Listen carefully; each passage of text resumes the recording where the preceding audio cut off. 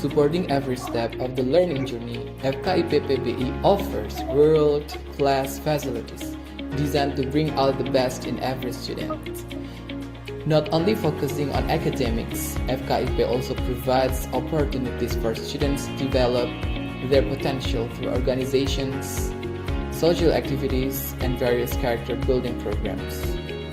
Through a wide range of community service activities, students and the academic community actively contribute to providing real benefits to society. Education is not merely a place for learning, but also a place for sharing, contributing, and serving the community. Universitas Islam Kadiri, driven by excellence, open to all and the future of Indonesia. FKIP being truly educated.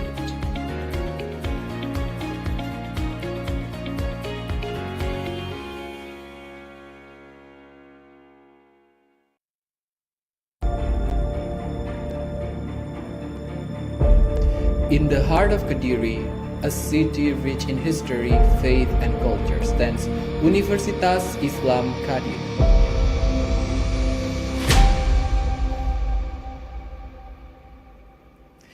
FKIP is to tailor Kediri philosophical values and UNISCA missions. FKIP is built on three core values that define its identity: religiosity, faith, and entrepreneur, keislaman, kejuangan, and kewirausahaan. FKIP believes that education belongs to everyone. Through its commitment to inclusive education, the faculty welcome, supported, and empowered to reach their full potential. Here, diversity is not just accepted, it is celebrated.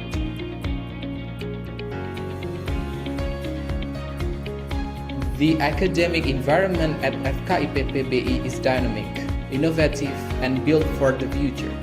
Learning here is never static. It is adaptive, technology-driven, and designed to engage. Through modern teaching approaches, students develop critical thinking, creativity, and communication skills that prepare them for the demands of the 21st century. Education that is rigorous, relevant, and genuinely fun.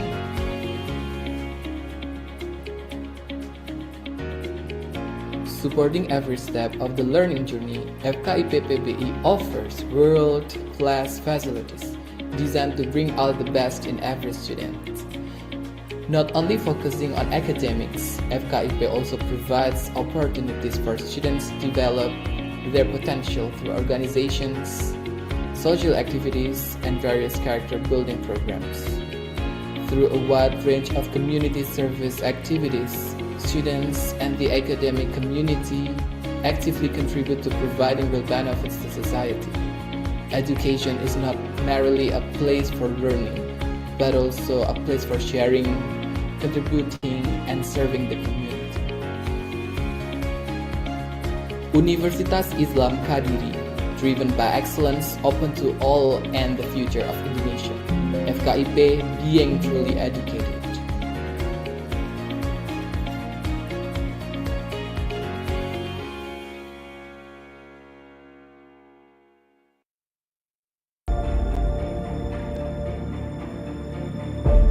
In the heart of Kediri, a city rich in history, faith, and culture, stands Universitas Islam Kadiri.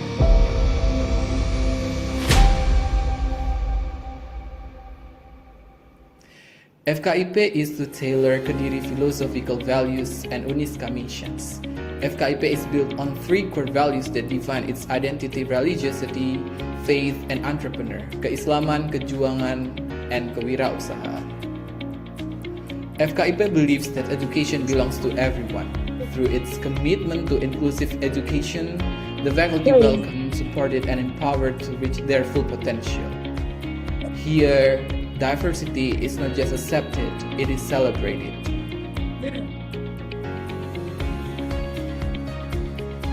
The academic environment at FKIP is dynamic, innovative, and built for the future. Learning here is never static. It is adaptive, technology-driven, and designed to engage. Through modern teaching approaches, students develop critical thinking, creativity, and communication skills that prepare them for the demands of the 21st century. Education that is rigorous, relevant, and genuinely fun.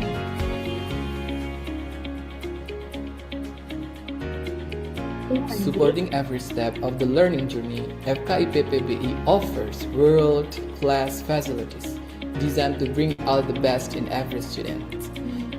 Not only focusing on academics, FKIP also provides opportunities for students to develop their potential through organizations, social activities, and various character building programs. Through a wide range of community service activities, students and the academic community actively contribute to providing real benefits to society. Education is not merely a place for learning, but also a place for sharing, contributing, and serving the community. Universitas Islam Kadiri, driven by excellence, open to all and the future of Indonesia. FKIP being truly educated.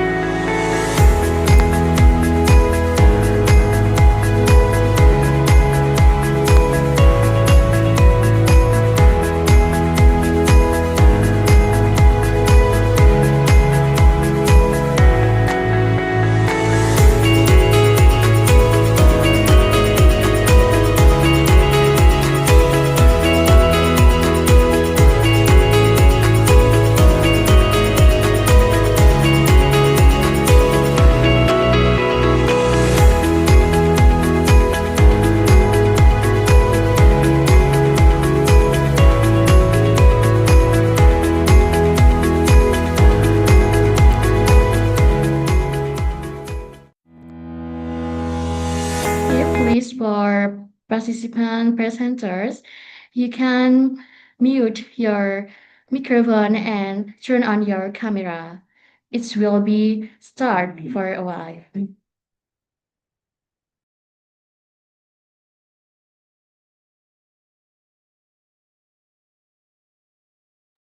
And don't forget turn on your background of our backgrounds in this event.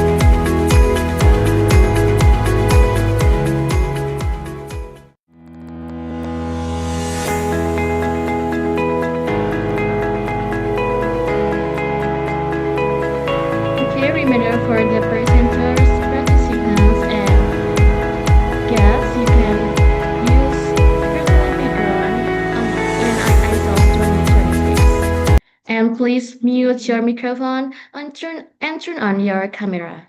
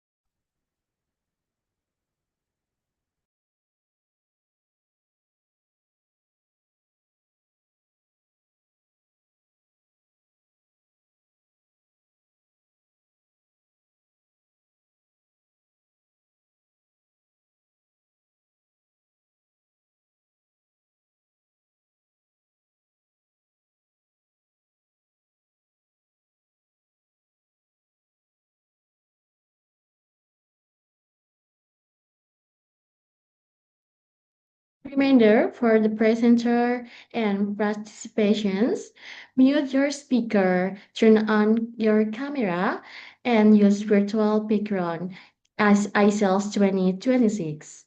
And please change your Zoom rename with your name underscore institutions. And stay in the Zoom meeting from planning season until parallel season. Thank you.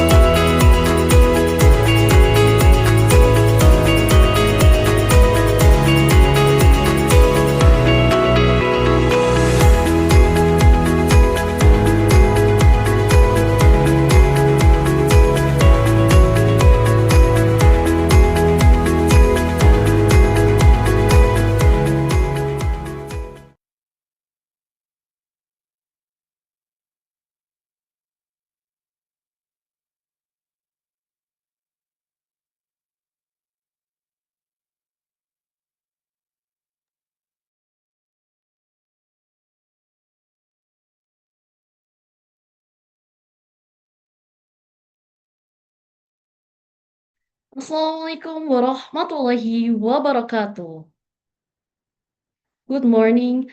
The Honorable Rector of Universitas Islam Kediri, Professor Dr. Bambang Yulianto, MPD. The Honorable Dean of the Faculty of Teacher Training and Education, Dr. Ayu Fatmawati, MPD. The Honorable Chairperson of ICELS 2026, Sri Wulandari, MPD.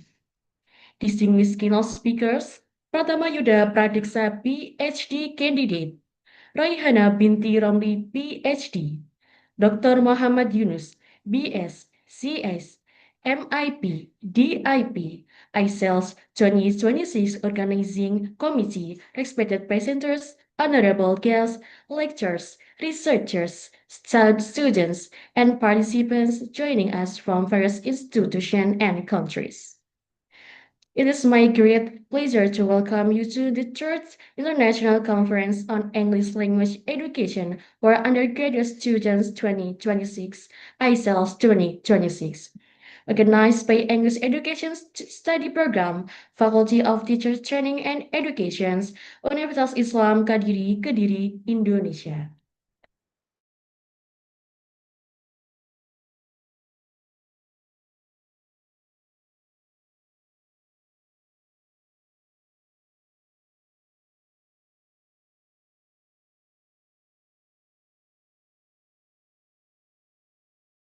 To keep their microphone muted throughout the seasons unless invited to speak.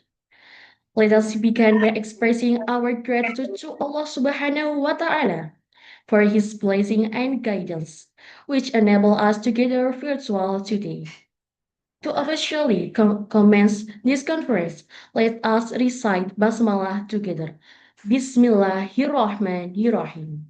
Thank you. Our first agenda is singing of Indonesia Raya. Participants are kindly invited to join respectfully from their respective location. Indonesia Raya will now be played.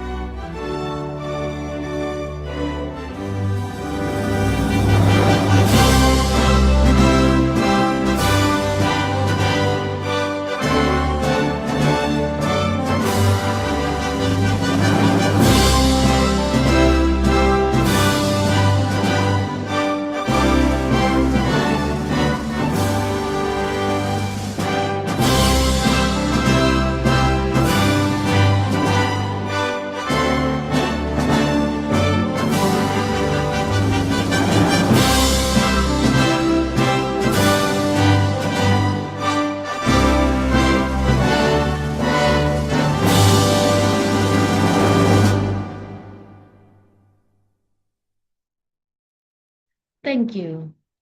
We shall now continue with the singing of Mars Universitas Islam Kediri.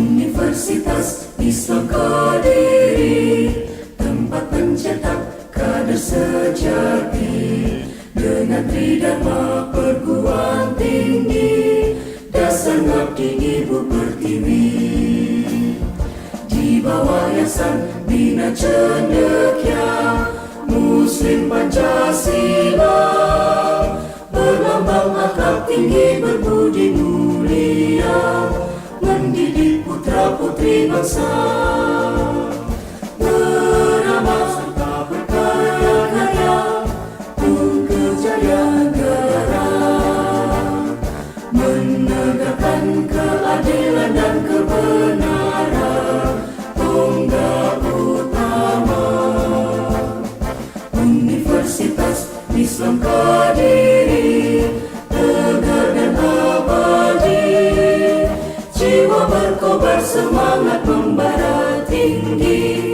bela Indonesia dan sakti.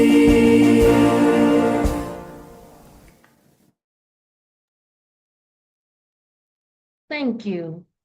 We will now proceed to the welcoming speeches.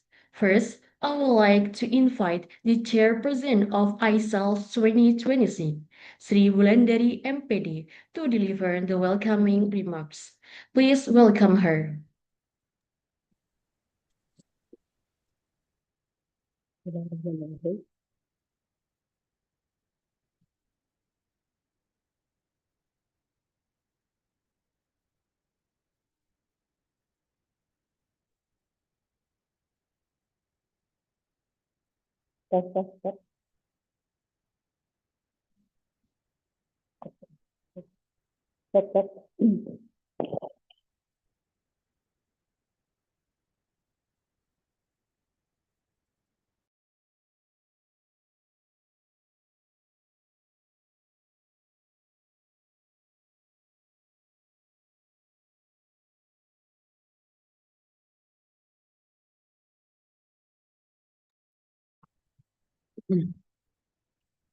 Bismillahirrahmanirrahim.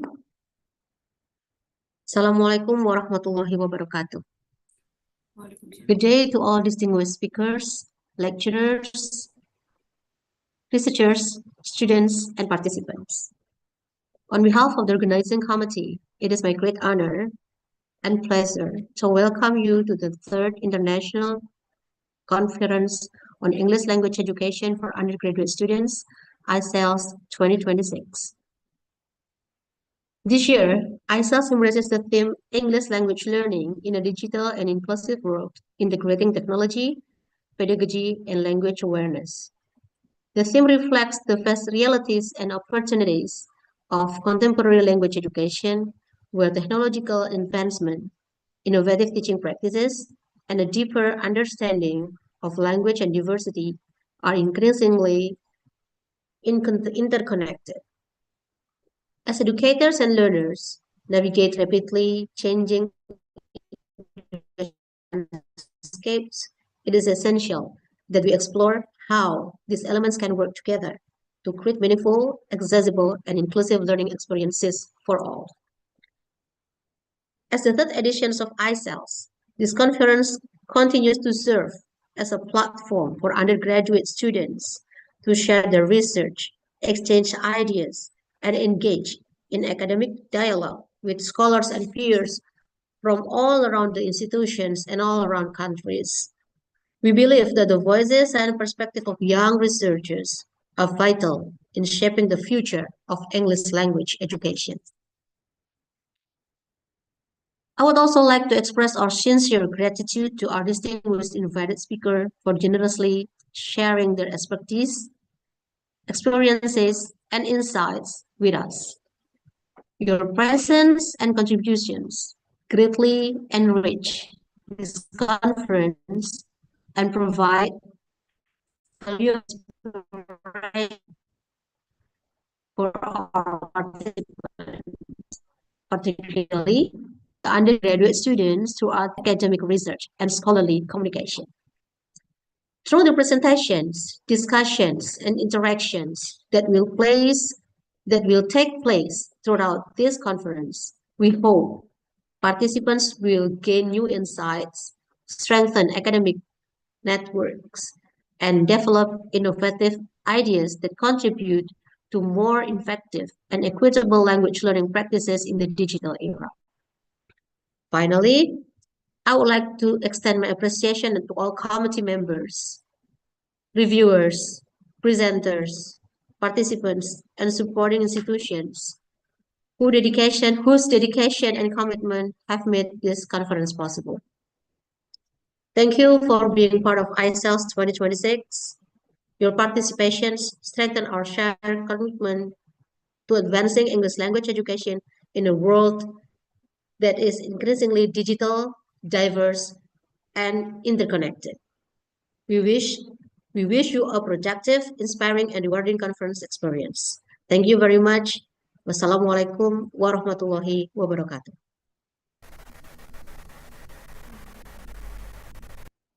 Thank you, Ibu Sri Wulandari, MPD, for the inspiring remarks.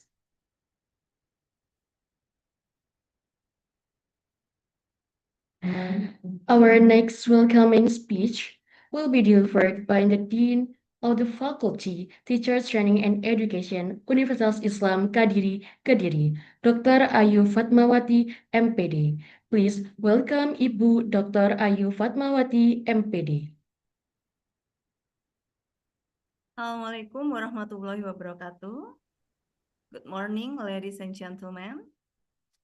Well, first of all, let us express our deepest gratitude to the God, Allah Subhanahu wa Ta'ala, for His endless blessing that allow us to gather today virtually in a good health and share academic enthusiasm for the third International Conference on English Language Education for Undergraduate Students, ICELS 20 and 26. As the Dean of Faculty of Teacher Training and Education at Uniska Kediri, it is both an honor and a privilege to welcome all of you to this prestigious international forum. Distinguished keynote speakers, honorable university leaders, respected lecturers, and esteemed committee members. A special and warm welcome also goes to our journal partners, whose invaluable support has allowed our participant academic papers to reach reputable publication. Your collaboration is highly appreciated. In the third ICELS, we carry a timely and critical theme. It is English language learning in a digital and inclusive world, integrating technology, pedagogy, and language awareness. Nowadays, we live in an era where education is rapidly evolving. Traditional classroom boundaries are dissolving, replaced by an interconnected digital ecosystem. However, integrating technology into ELT is not merely about adopting new digital tools or just using AI. It is about fusing technology with effective pedagogy and strong language awareness, and ensuring that no student is left behind. Our goal is to create a learning environment that is both cutting edge and truly inclusive. This conference is designed as a dynamic stage for undergraduate students. We see our students not merely as recipients of knowledge, but as active agents of change, future educators, and scholars who will shape the future of global communication. Today, we are fortunately welcome the three outstanding keynote speakers. First one, Mr. Muhammad Yunus from TPL Logistics Pakistan, Bridging Technological Development and Language Research. And then we also have Dr. Raihana Binti Romli from University Malaysia Terengganu, offering invaluable regional perspective on language education. And the last, we also have Mr. Pratama Yuda Pradeksa from Rensselaer Polytechnic Institute, New York, US. Enriching our vision with global insight on pedagogical integration. To our keynote speakers, Thank you for dedicating your time and expertise to inspire our participants here.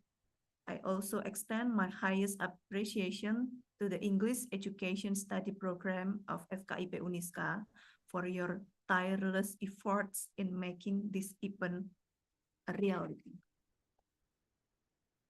To all the presenters, give your best.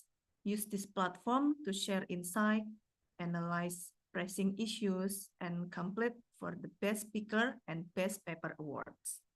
By saying Bismillahirrahmanirrahim, I hereby officially open the third International Conference on English Language Education for Undergraduate Students, ICEL 2026.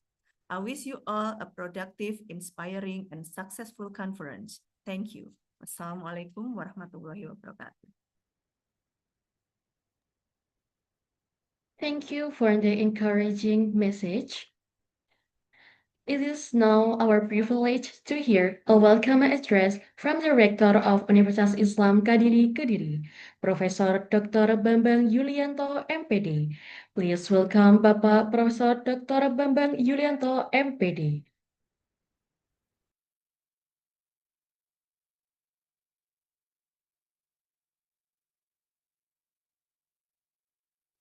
I am Professor Dr. Bambang Yulianto, Rector of Uniska Kediri.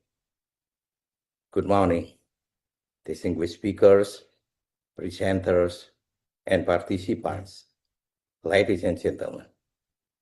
On behalf of Uniska, I'm pleased to welcome you all to the third International Conference on English Language Education for Undergraduate Students 2026. It is an honor for Uniska Kediri to host brilliant educators, researchers, and undergraduate students from around the world. Your participation shows our strong, shared commitment to advancing English language education in this digital and global era.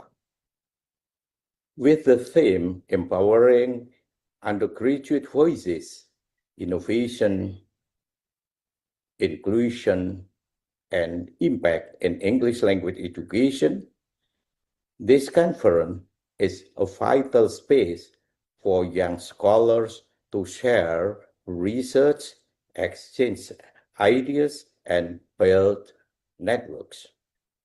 At UNESCO, we believe future English educators must be not only proficient in language, but also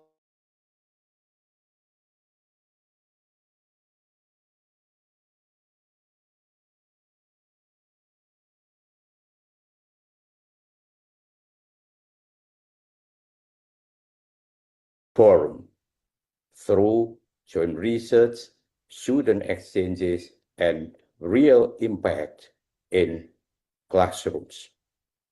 I really thank the organizing committee, our esteemed keynote speakers, and all presenters for your dedication and contributions.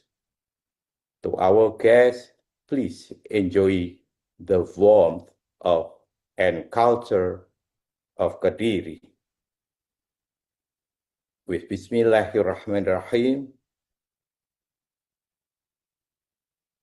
I declare this conference officially start. Thank you. Wassalamualaikum warahmatullahi wabarakatuh. Waalaikumsalam warahmatullahi wabarakatuh. Thank you, Mr. Rector, for your valuable remarks and support. We shall now proceed with a prayer to seek blessings and guidance for the success of today's conference. May I respectfully invite Bapak Muhammad Saiful Muhsidin, MPD, to lead the prayer. Bismillahirrahmanirrahim. Assalamualaikum warahmatullahi wabarakatuh. Waalaikumsalam warahmatullahi wabarakatuh. Before we begin International Conference of English Language Education for undergraduate students, or ICELS, today, please allow me to lead a prayer according to Islam. For non-Muslim, please feel free to pray according to your belief or religions. Let us pray. Bismillahirrahmanirrahim. اللهم صل على محمد وعلى آل سيدنا محمد سيد الأولين والآخرين والحمد لله رب العالمين حمدا شاكرين حمدا ناعمين حمدا يوافي ما هو يكافي مزيده يا ربنا لك الحمد كما ينبغي لجلال وجهك الكريم سلطانك اللهم صل على محمد صلاة تنجنا بها من جميع الأهوال والآفات وتقضي لنا بها من جميع الحاجات وتطهرنا بها من جميع السيئات وترفعنا بها عندك على الدرجات وتبلغنا بها أقصى الغايات من جميع الخيرات في الحياة وبعد الممات.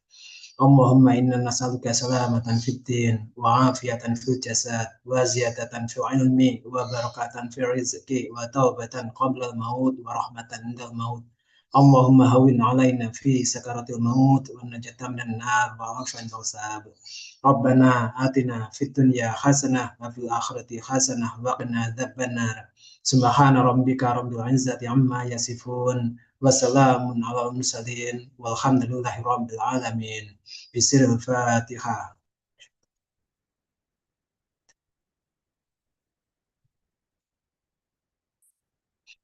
Assalamualaikum warahmatullahi wabarakatuh.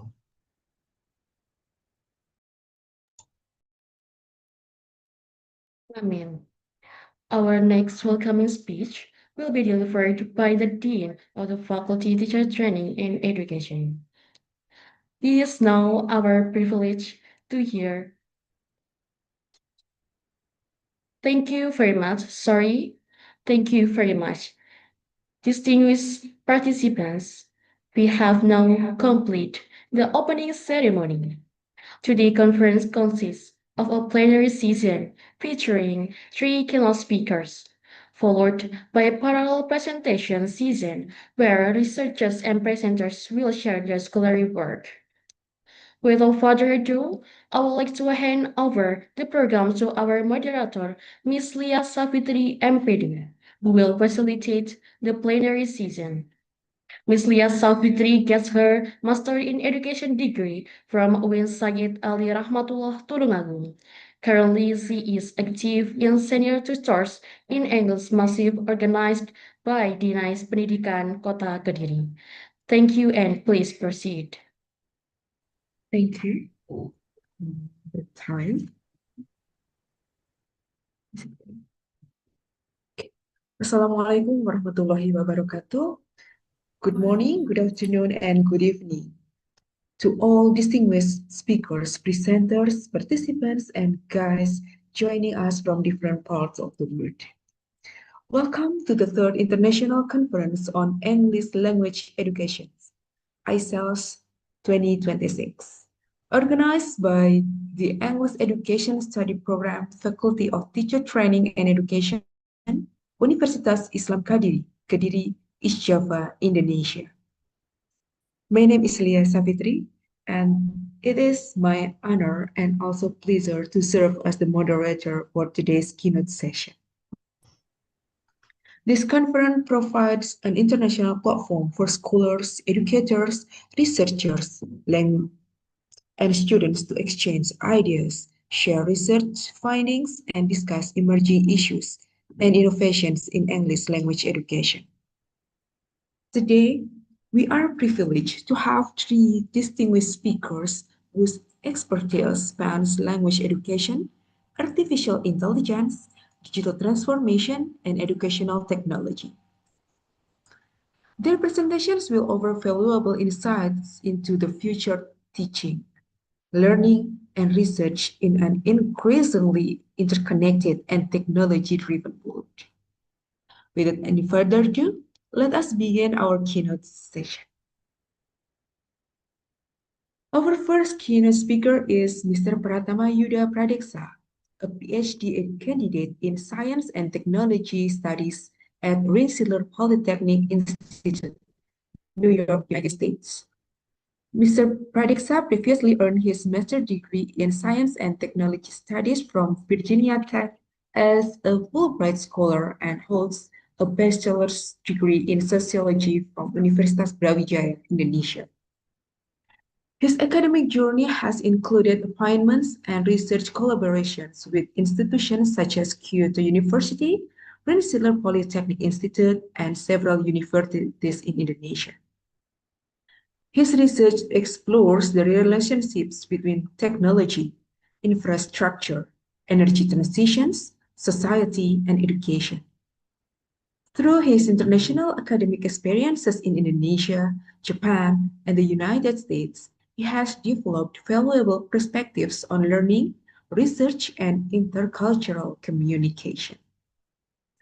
Today, he will present a talk entitled Teaching and Research in Non-Native Languages, Lessons from Experiences in the United States and Japan.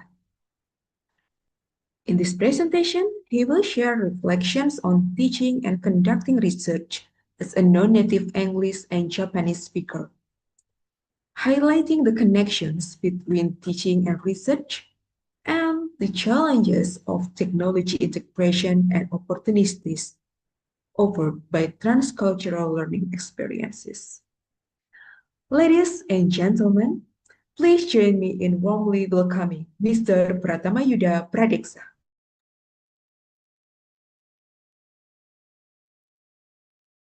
Hello everyone, Assalamualaikum warahmatullahi wabarakatuh. Good morning to everyone, and I would like thanks for having me today, especially for Mbak Wulan and organized committee and all the participants and Budekan and also Pak Rektor.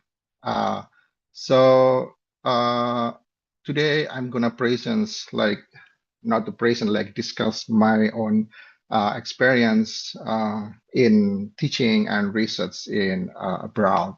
So let me share my slide here.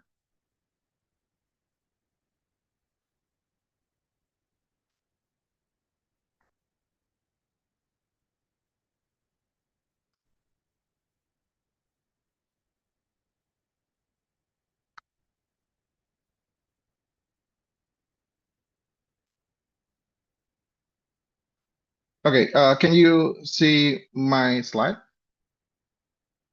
Okay, perfect. Yes. So yeah, thank you, the moderator, for the kind of the introductions. It's very I'm very pleased to be here, and I'm now affiliated with the Department of Science and Technology Studies at Rensselaer Polytechnic Institute in Troy, New York. But right now, I'm in Indonesia because summer holiday, like 3 months here. So it's like great time, it's like the morning. And so it's like brief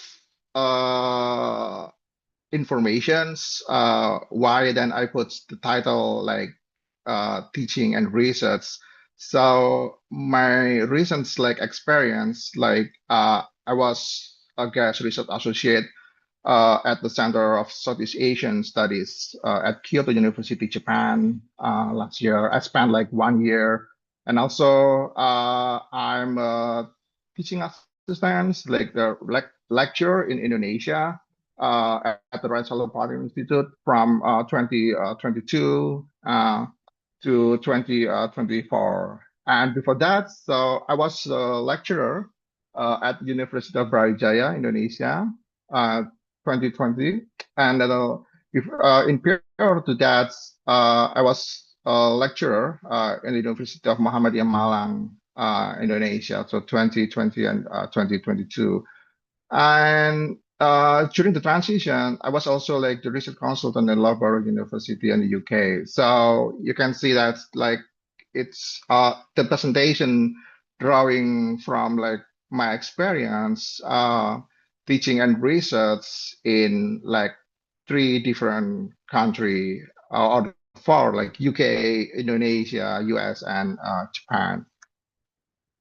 And in this presentation, sometimes like the people thought that teaching and research are two aspects, that different aspects. But here, I would say that actually teaching and research are two practices that mutually benefit one another. So it kind of like challenge the conventional difference between like teaching as the like distribution of knowledge and then research as the production of the knowledge. So the picture here I took during my fieldwork in Japan, in Osaka, Mashima incineration plant. It's kind of like waste to energy incinerator plant. And then in the right picture, so I tried to disseminate my finding to my colleagues in the Kyoto University. And during the process, I thought like, oh, because if my position is the fully research, the full appointment for the research. But I thought it's like during my field work, I talked with the people in Japan, and I also explained with like very easy language, not like with the jargons. It means that it's part of like uh, teaching, to dissemination of the knowledge, and also during my research, I also let research is not like in the vacuum. It's like connected to the social, cultural aspect of the Japanese, so that like I recognize that. Oh yeah, I mean like when I research, also I try to teach, and also when I teach, it's coming like I learn from other student though, so it means like production of the knowledge. So that's why I say that okay, teaching and research actually are two practice that mutually benefit one another. So my argument is based on like knowledge production is the mazy and situated. It suggests that the knowledge is produced through the process that are rarely linear and overlap with the specific context.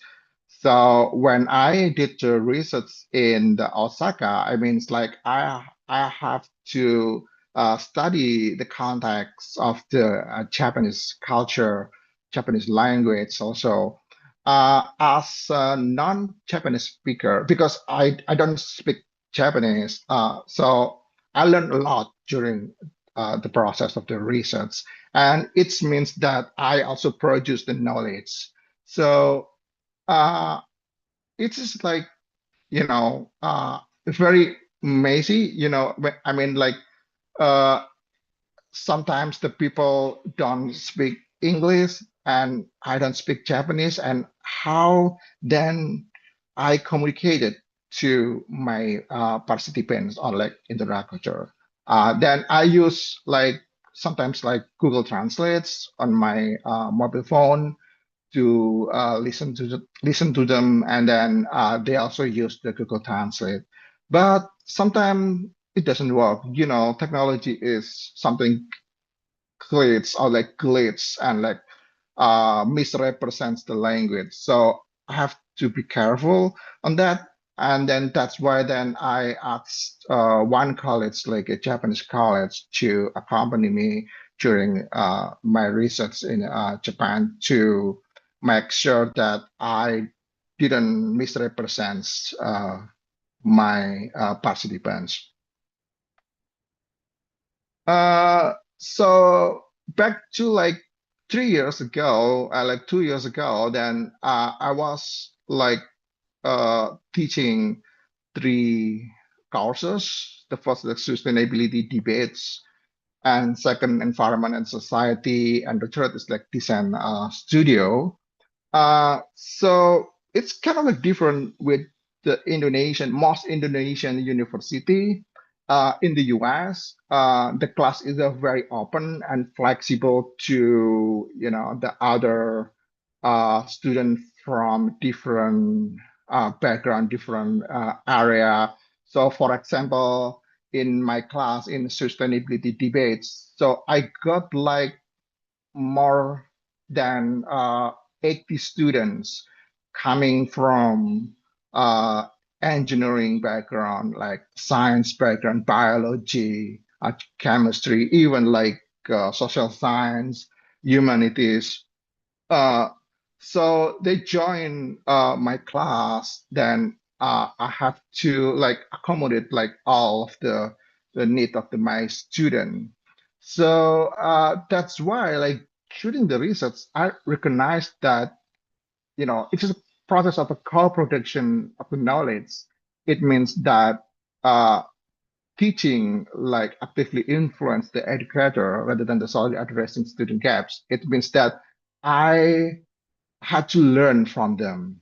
So, for example, my research about like waste and energy, and some my students coming from like biology, then I learned about the biological process of composting. So it's very joyful. It was joyful. Then I learned a lot from the student. Uh, and also like in the US, it's like a very open. So, but sometimes like I feels that I'm not like native English speaker. Uh, it was like the first like very nervous when I was like the early teaching, but after like 1, 2, and 3 months, then so I feels like yeah, we are same. Like I can speak English, then my students can understand me. So that's like it is very like it's very useful. It was like very useful experience teaching abroad, especially teaching in non our native language. So I noticed like this is uh the conference names about like the technology. Uh so you can imagine like even the US has like very advanced digital infrastructure, but during my experience, it was not always like beneficial. So for example, so I use like the plan learning here. I use the WeBack so that I can disseminate my teaching material online at the same times that I in also in the class. But I have the student from like mathematics. They always use the Blackboard, and once of time like they said to me, like I really struggle use the like uh, digital technology because the mathematics is like I use the blackboards to count the number, so it's not always the easy to use the digital technology. And also, sometimes like in Indonesia, in other places, that distraction and technical issues sometimes like glitch, and then sometimes the student don't have the same um, device to access the online material. So because like in the US, it's I think the same like in Indonesia, the social inequality is like is happens, even not huge. It means that influence the student ability to access online material. So sometimes the student use the very old laptop. It took longer to access the online material. And then I think one thing that I noticed the most advantage for me is like using collaborative project to to teach in the class. So I'm not only like sit in the class, but also like encourage students to learning like outside the class, especially during the spring or like the early fall seasons, which like the weather is very good. And this picture, so I encourage students to make the project like created the magazines and then try to like created the exhibition and invite other communities surrounding my campus to come and interact with the student. And I found like it's very useful, and some student like in every the end of the semester we have like some like evaluation, and then student always like uh prize these methods, and some of them say that, oh, this is a very useful and this is very helpful for me to the next career or something like that. So in the second picture, with pipes of Troy, Troy is the name of the city of the campus that I belong. So I encourage students to look at the social problem around the city, and like some students like make groups, then they identify the least problem among the pipes in the household in the Troy, and they try to collect the data from the magazines and the newspaper, and they collect like they try to create the artworks in like the wall, and then after that we exhibit to the local community, and we can see what is the impact of the leads, the pipe of the try, and who the most the effect from the pipes. And yeah, I mean, I would call that the critical pedagogy. And yeah, I think I cited the Vera in all the good way to do things to learn in and then out the classroom. Particularly like it's relevant to the student who wants to be like the professional field. And this is a part of like the magazine that my student produce to to disseminate their works to the other community, uh, install the solar panel in their house. And yeah, I would encourage like you, all of you, maybe some of you thinking about like teaching abroad, like, or why not? Because, as the non-English and Japanese, non-Japanese speaker, I said like I can turn this like disadvantaged position to make the benefits for the student. For example, like the one way to make up for the fact that you don't speak English as a first language when you work in the English speaking setting like the US, to give your student interact with other culture through non-English resource. So for example, I took the picture. So I used to live in Malang when it was like the uh, tragedy of the Kanjuran happens in 2022. I thought like, so I took the picture like pamphlet and banner, everything across the street in Malang.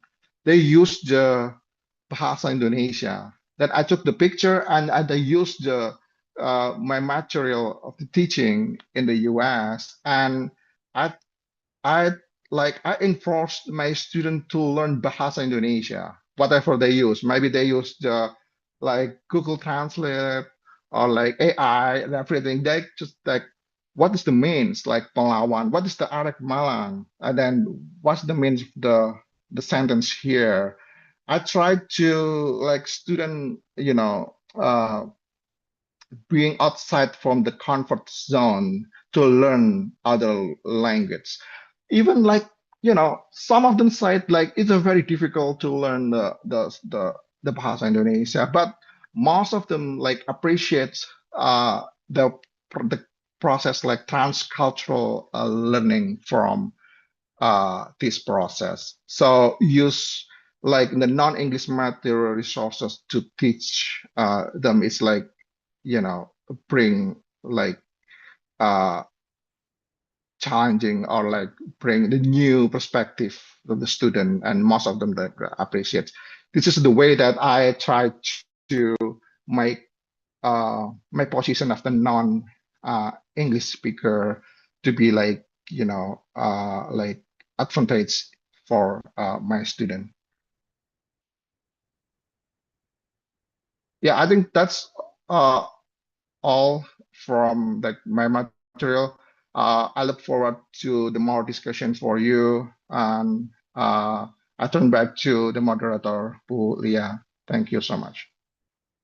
Thank you very much, Mr. Pradiksa. Thank you for your insightful and thought-provoking presentation. And your reflection remind us that language is not merely a tool of communication, but also a medium through which knowledge, culture, and perspective are exchanged. And your experiences across Indonesia, the United States, and Japan are provided us with valuable lessons on teaching research and transcultural learning in multilingual environments. Ladies and gentlemen, we will now proceed the question and answer session. If you would like to ask a question, please use the raise hand feature or type your questions in the chat box. Kindly mention your name and institution before asking your questions. And for your information, we have approximately for about 15 minutes for discussion.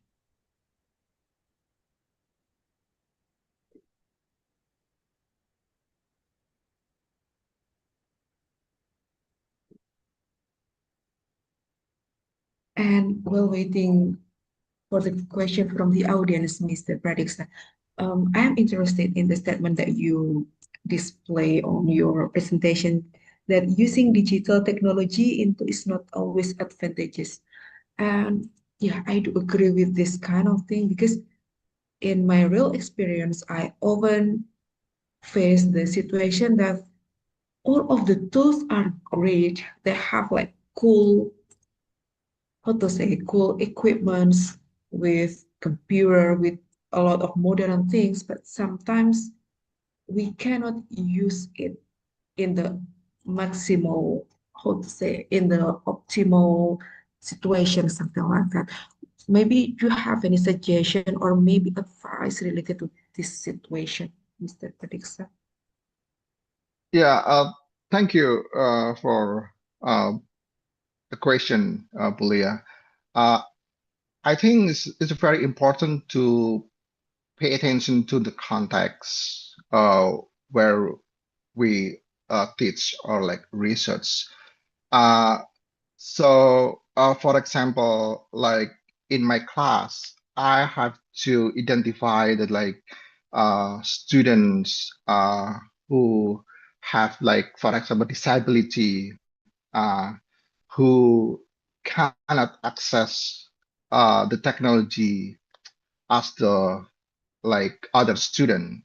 Uh, so the context is very important, and also I thought like, uh, technology can be means like a lot of things, not only for like digital technology. Even like I found like nowadays like LMS, like using like Google Classrooms during the pandemics. But of course, there is like I said like unintended consequences, like because mm, all the student is n- is not like they are not like uh have the same infrastructure or like the background to access technology.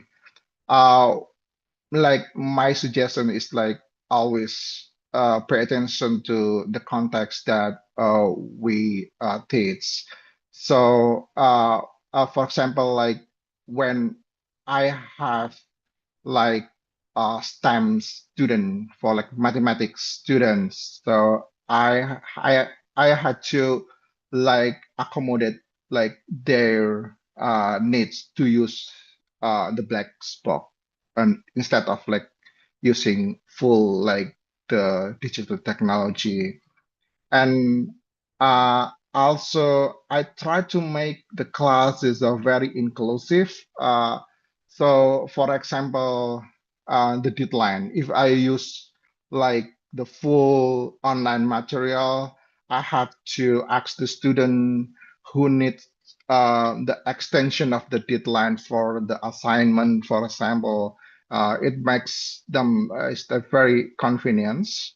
Um, yeah, I think we need to pay attention to the context and then make the classes very inclusive and asking for the beginning of the class who need the accommodation for the online class, for example.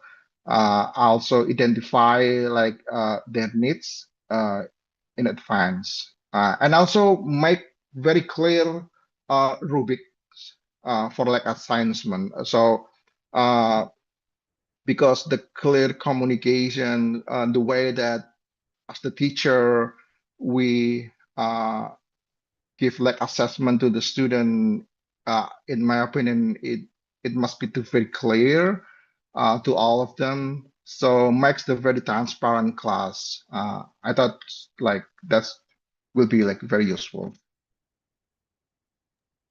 Thank you.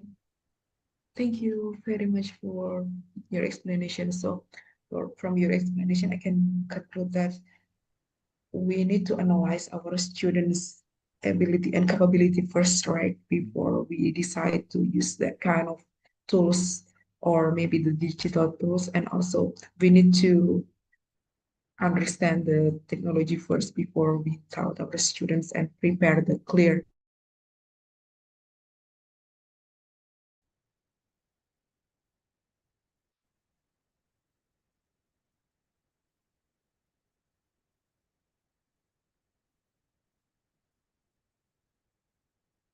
professional practices. That is from where? Okay. I'm sorry, my connection is like lag. So Oh. yeah. Okay. I will read the questions one more time. So, in the question is, in what ways do teaching and research complement each other in your professional practice? Oh, how the way like research and teaching complement each other? Yeah, complement each other. Oh yeah. Here's yeah. I mean like uh, based on like my experience, like when I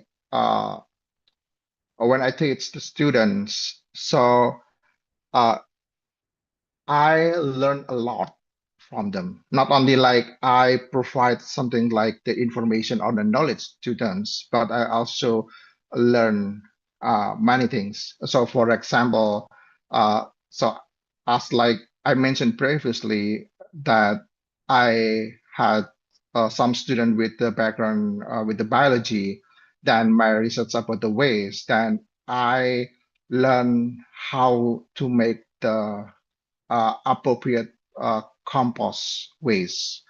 So, given that the definition of the teaching is like to distribution of the knowledge, and the research sometimes like as the production of the knowledge. When I teach, I also produce of the knowledge. So that's where like I said, teaching and like research is kind of like two mutual aspect that can benefit one another. So when I teach, so I not only like transmits the knowledge, but also like I produce the knowledge. So I know like how to make the uh, compost from like the biology perspective, and also like from like the philosophy background of the students, like I learned like how to make the technology. Sometimes it's like good. There's sometimes like, you know, it's really like uh, bad technology. How to make like really dichotomy like bad and good from the perspective of the philosophy. So I thought like the research and teaching is like kind of like not the different aspect. Sometimes like in in my experience like uh when I was like the lecturer in the university in Indonesia, this they kind of like put teaching in the second position after the research. Uh, However, when I was like in the US, then in Japan, I learned like it's not always like teaching is the second position of the research. It's like two aspects that we can learn or like can benefit one another. So that's why when I teach, I learn and I produce knowledge.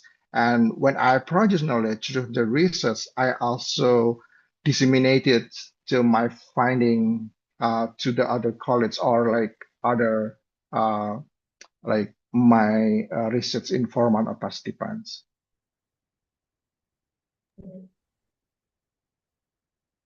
Wow. Yeah, that is very useful explanation that when we teach, we do not only transfer our knowledge, but we also learn and we also produce, right, Mr. Pradiksa? And that is maybe the things that all of the educators need to have. So they do not only teach, but also do the research and also produce knowledge. And in here we have the second questions from Maulidia Saadah. And the question is, what criteria should educators consider when deciding whether technology should take a central role or a supporting role in learning process? Okay. So yeah, I mean about the technology, when decided to the technology central role, uh, I don't know, like I've been studying science and technology like in the past 10 years. I would say not like technology as the central process of the learning. Uh, because one example, when I teach the class, then I have the like disabled students. The technology, instead of like helping them, they said to me the technology tried to erase disability. For example, to make like the hearing aid for hearing, uh, and from the perspective of my disabled student, they they feel not confident to use them, to use the technology, because what they need is not kind of like technology. What they need is to accommodation to accessible to class, how to make our class like accessible, not like using the advanced technology like hearing aids or something like that. So from them, I learned that okay, I would not center on the technology in my class. So uh, instead, like I try to make more like collaborative projects to using like I kind of like give free of the choice of my student what the technology that they use. Uh, but when I use the technology in the class, when the student asks me that they need uh, the technology. So, for example, in the class, in this class, so I took the screenshot of the my teaching because like some students were feeling sick, not feeling better at the moment, and then they email me to like asked about the hybrid class, about like using the Zoom at the same time that I teach in the class. So at the moment, I took the technology as a part of my teaching process. So yeah, the way that I put the technology in the central role of the teaching is that when the student needs. So for example, the hybrid class, because some of them uh, feel sick or illness or something like that. So and then they couldn't go to the class, and I made the hybrid class using the technology, the hybrid classes.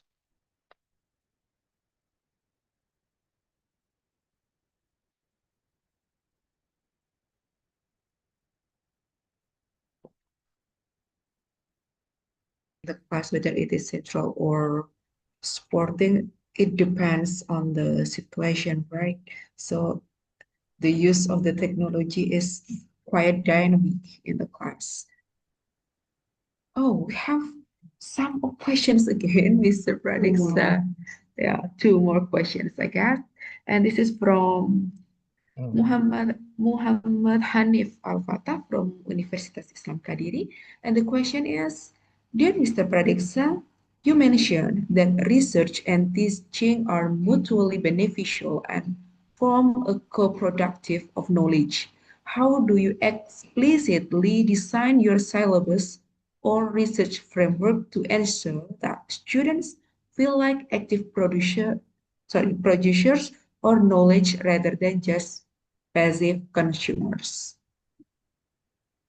Yeah, thank you for like excellent question. This is like the issue that I encounter in like always like during my career as the teacher, to encourage students to speak up, to more like encourage to active participation.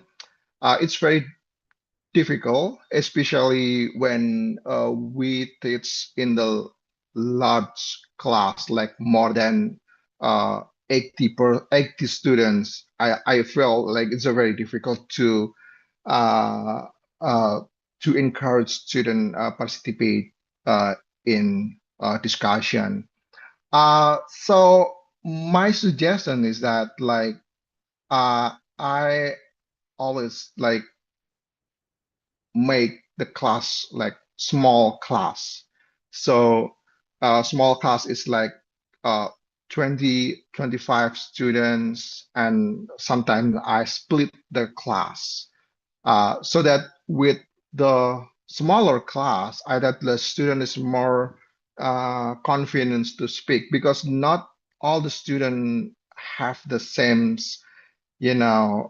capacity of the learning, or sometimes they shy to speak up, and that's very important to split the class, and then when I design the syllabus, I always make like rubrics. So like for the assignment, participation, like it takes like 40% of like value of the class. So uh, so that if you want, like for example, the good standing academics, you have to participate at least like 40% of the class. So I make the assignments like for example, for essay like 10%, and project like 20%, and then the participants like always like more than 30% of the total assignment. So that's uh, it encourages the student to participate more. Uh, but yeah, it's not always working. I just like sometimes like just student stay low. But yeah, it's normal. I mean, we are the human beings. Sometimes like people don't comfortable to speak, then yeah, that's okay. But yeah, for the design of the syllabus, I would say like participation takes the 40%. of the assignment.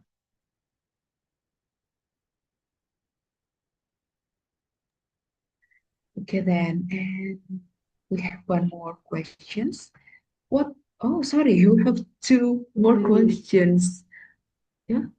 Oh, only one because we have limited time. So yeah, the last one. Okay.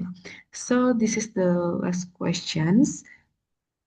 Mr. Pradiksa mentioned that research can and teaching complement each other.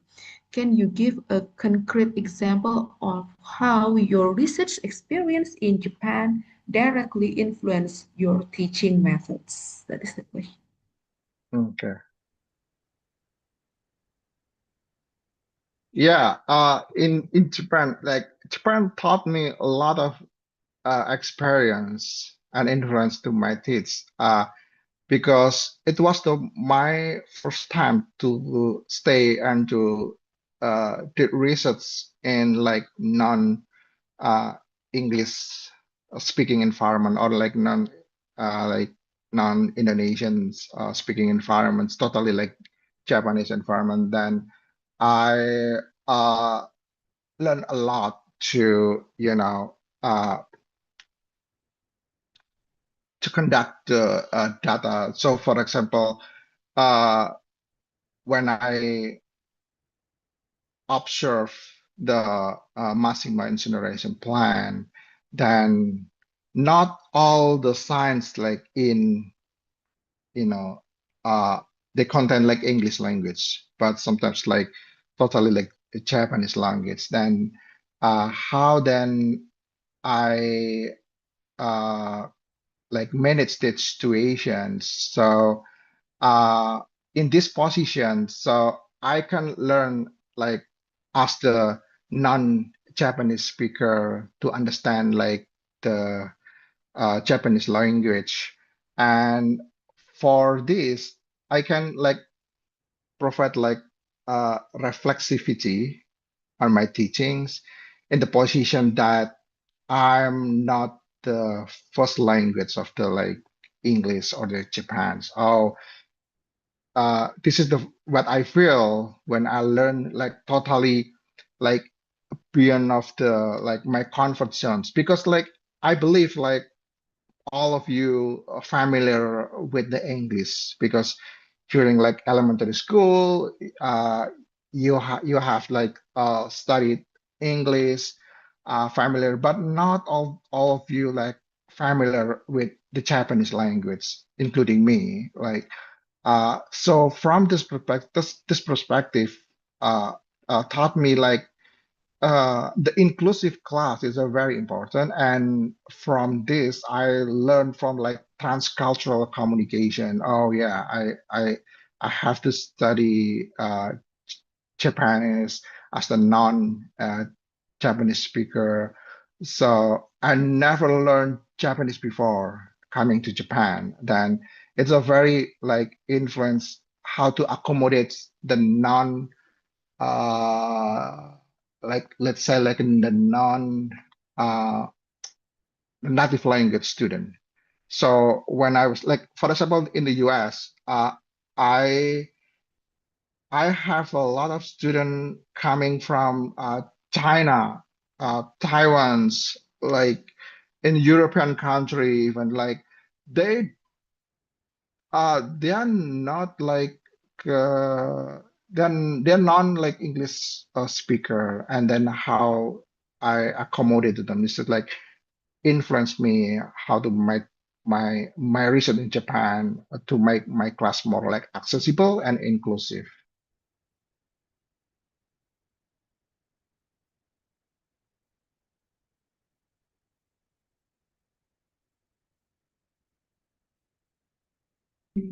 Once again, thank you very much, Mr. Pradipsa, for sharing your valuable insights and experiences with us. Um, oh yeah. We will now continue with awarding a certificate of appreciation to Mr. Pratama Yuda Pradiksa. Committee, please now proceed.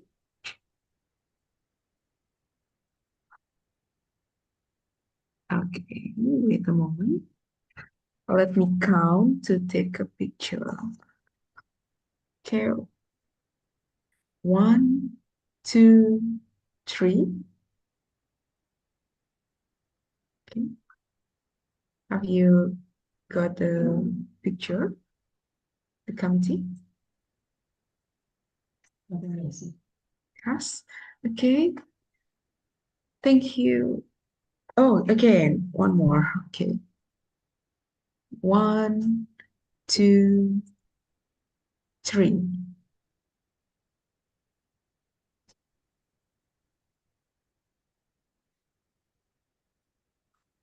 Is it enough? Yes. Okay. So, dear all participants, please join me in giving our speakers a virtual round of applause. And thank you very much, Mr. Yuda, for sharing. And You're now welcome. you are. And now let's continue to our second speaker. Our second keynote speaker is Dr. Muhammad Yunus from Pakistan. Dr. Yunus holds a PhD in Government Affairs and Administration from Universitas Muhammadiyah Yogyakarta, Indonesia. His interdisciplinary background combines computer science, digital transformation, artificial intelligence, public administration, and data analytics. Throughout his academic and professional career, he has contributed extensively to research and innovation in digital governance, smart technologies, artificial intelligence, and technology-driven transformation. His work offers valuable insights into how emerging technologies can support learning, research, and organizational development in the digital age. Today, Dr. Yunus will deliver a presentation entitled Art of Crafting Prompts, Understanding the Language of AI. His presentation will explore the foundation of generative artificial intelligence, the principles of effective prompt engineering, technical considerations in AI use, and practical strategies for leveraging AI tools responsibly in education, research, and professional practice. Ladies and gentlemen, please join me in warmly welcoming Dr. Muhammad Yunus. Yeah, thank you so much, Leah. It was so generous and kind welcome and a very thorough introduction. So I really appreciate that. So let me share my screen.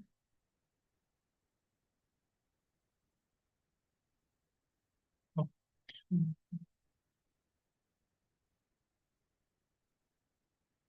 Can you see my screen? Oh, is my screen available, visible? Yes, it's Oh, okay. Thank you so much. Assalamualaikum warahmatullahi wabarakatuh. Selamat pagi, and thank you everyone for this opportunity to present my idea, my topic. So, and I want a special thank to Miss Folan, my wonderful friend. And during discussion with her, what topic will be very good for the students and it will be beneficial to understand that. So we discussed that in today's contemporary world, the idea of AI is very predominantly in discussion in everywhere, in every field. Everybody is confused about it, and everybody is also skeptical about it. So we discussed that why not we talk about the language of AI, because there is a certain language through which we communicate effectively with AI, through which we can understand why he behave and generate the text information in a certain way. So if we able to crack how to effectively communicate with the AI system, so it can help us in our academic and our research life in education and work also. So yeah, so already a detailed introduction given by Ms. Leah, so I will skip that part. So we want to discuss about the generative AI, then we want to discuss about the prompting, art of prompting, and then the ethical issues regarding it, which is very concerning, especially in the academic area. So if we start with the basic area, like what is AI, artificial intelligence. So basically it's like a development of computer system. It's a software that can perform a task that require a human intelligence. So basically, as the name suggesting artificial intelligence, then you have a human intelligence. So artificial intelligence can work and behave and can do the task like it is done by human. So that's the idea of artificial intelligence. So it's not a real intelligence, but it is an artificially created intelligence, a software system which can behave and work like a human. And we don't need a human intervention in order to do the task. So he can think and can do the task like a normal human is doing. So that's the basic core idea of AI. Then it comes to the machine learning, so which is also an important part. So it's like a subcategory in artificial intelligence. So in artificial intelligence, it's the main category, and then the subcategory is machine learning. So it's a branch of artificial intelligence, so through which you can use different algorithm and data to help perform the task. So to work artificial, in order to work artificial intelligence, you need machine learning. So without machine learning, software cannot understand the task and cannot perform the task effectively. So that's why machine learning is very core and important. Let's talk about the generative AI. What is now generative AI? Okay, so it's like a type of artificial intelligence. It can be a different type of AI can be done. So one of the type is generative AI, which is we predominantly currently we are using everywhere. So basically generative AI, so it's a type of artificial intelligence in which you can use to create new content. So if you want to give instruction in order to create a new content, so you use generative AI. That's why its name comes from generative. So it generates the information for you. So it can generate text, it can generate the picture, it can generate a video, music, code, anything you want. So through communication with the AI system, which we call it in technical term, it's prompt. So the input you put in the AI system, it's called prompt. Through prompt, it will understand your task and it will generate whatever you need, a text, picture, video, code, etc. So that's the idea of generative AI or generative artificial intelligence. So what are the example of generative AI softwares? So all the predominantly software we are using currently, like ChatGPT, like Claude, like Gemini, like DeepSeek, they all are generative AI softwares. So they are AI, and within AI, their category is generative AI softwares. Okay, so before using the generative AI software, you need to understand the basic thing. Firstly, the information is always limited to the training data. So as we discussed in machine learning, so you have to train the system to perform the task. So just like humans, if I train you to be like a good English language expert, so you can only speak English language. But for example, if I train you for English language and then I tell you to go teach Russian language to the students, you cannot do that task, right? You say you not trained me for English. You only trained me for English. Yeah. So you don't train me for, like you didn't train me for the like you didn't train me for the Russian language. So similarly, AI system is also depend on the data, the training data. So data, it is trained, it can perform that task. But if the data is not trained properly, so it cannot able to perform tasks effectively. And the second thing, which is also important, AI, the generative AI softwares like ChatGPT, Claude, etc., they don't generate original thought. Okay, so basically they already have the information. Through information, they just summarize information and give you the output. So it's not like you give him the data and he thinks like human, and with his mind he generate idea for you. It's not like that. So it is like a trained person who have a training data. Based on that training, it will give you the output. So it never generate an original thought like a human. Okay. So it's very important to understand, like when people like discuss, oh, AI can replace human or not. So this is one of the thing. AI till now cannot able to generate its original thought. It's not become like a sentient being.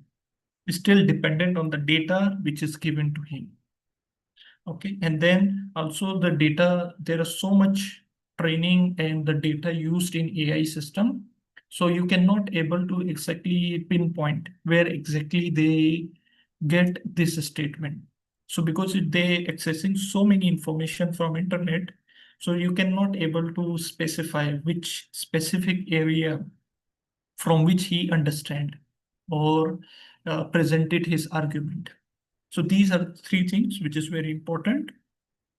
The limitation on the training data, no original thought, and also the source. It is very difficult to identify. Yeah. So, and the other thing, the fourth point is also AI not always generate accurate information. So it's very, very important. Just copy and paste. It's not like it's not unethical. It's also like it's like a problematic also, because sometimes AI and many times also can generate a wrong information. But if you don't read it and cross-check all the information given by AI, so it will create a problem for you. Okay. And then also this is the main point. So you cannot blindly trust the AI. Okay. So you need to check the output and analyze and verify it. And the most important thing is that you use AI for the direction from where you can improve your research. So you don't depend on AI, just use it as a tool to improve your research. Okay, that will able to help you. So these 6 points, which is I think very important to understand before using any generative AI softwares. Like this is one of the example, like is AI is dependable. So like this is one of the example, like the person, he asked ChatGPT to write a summary about Monash University in Australia, and he asked to put some quotation from Sir John Monash. So Sir John Monash was the person. There was a journal in the Australian military. So on his name, this Monash University was created. So so ChatGPT generated a paragraph about Monash University and what John Monash, the person on which his name this university is founded, they use his quotation also. So so generally it look okay, right? So there is no problem in this paragraph. But if you cross-check the information, you understand that Sir John Monash, he died in 1931, and the Monash University was created in 1958. So how he can give a quotation about university which is founded after 28 years or after like almost 27 years after he died. So this is one of the example, like AI can generate a fake information, a wrong information.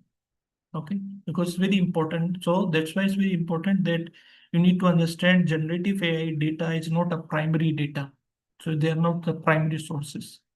So they generate a secondary sources. So they use information in already present in internet and try to summarize it for you.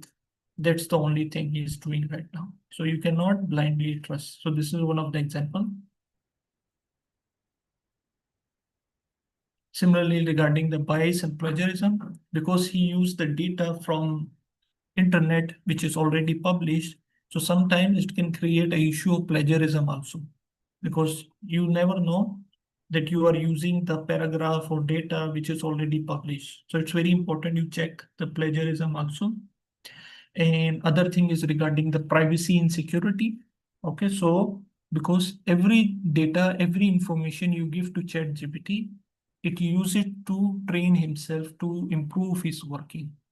So which is not confidential and secure. So that's why very important you don't give a very confidential or a private information to ChatGPT or other softwares, because it will save your input and he will use it to improve himself.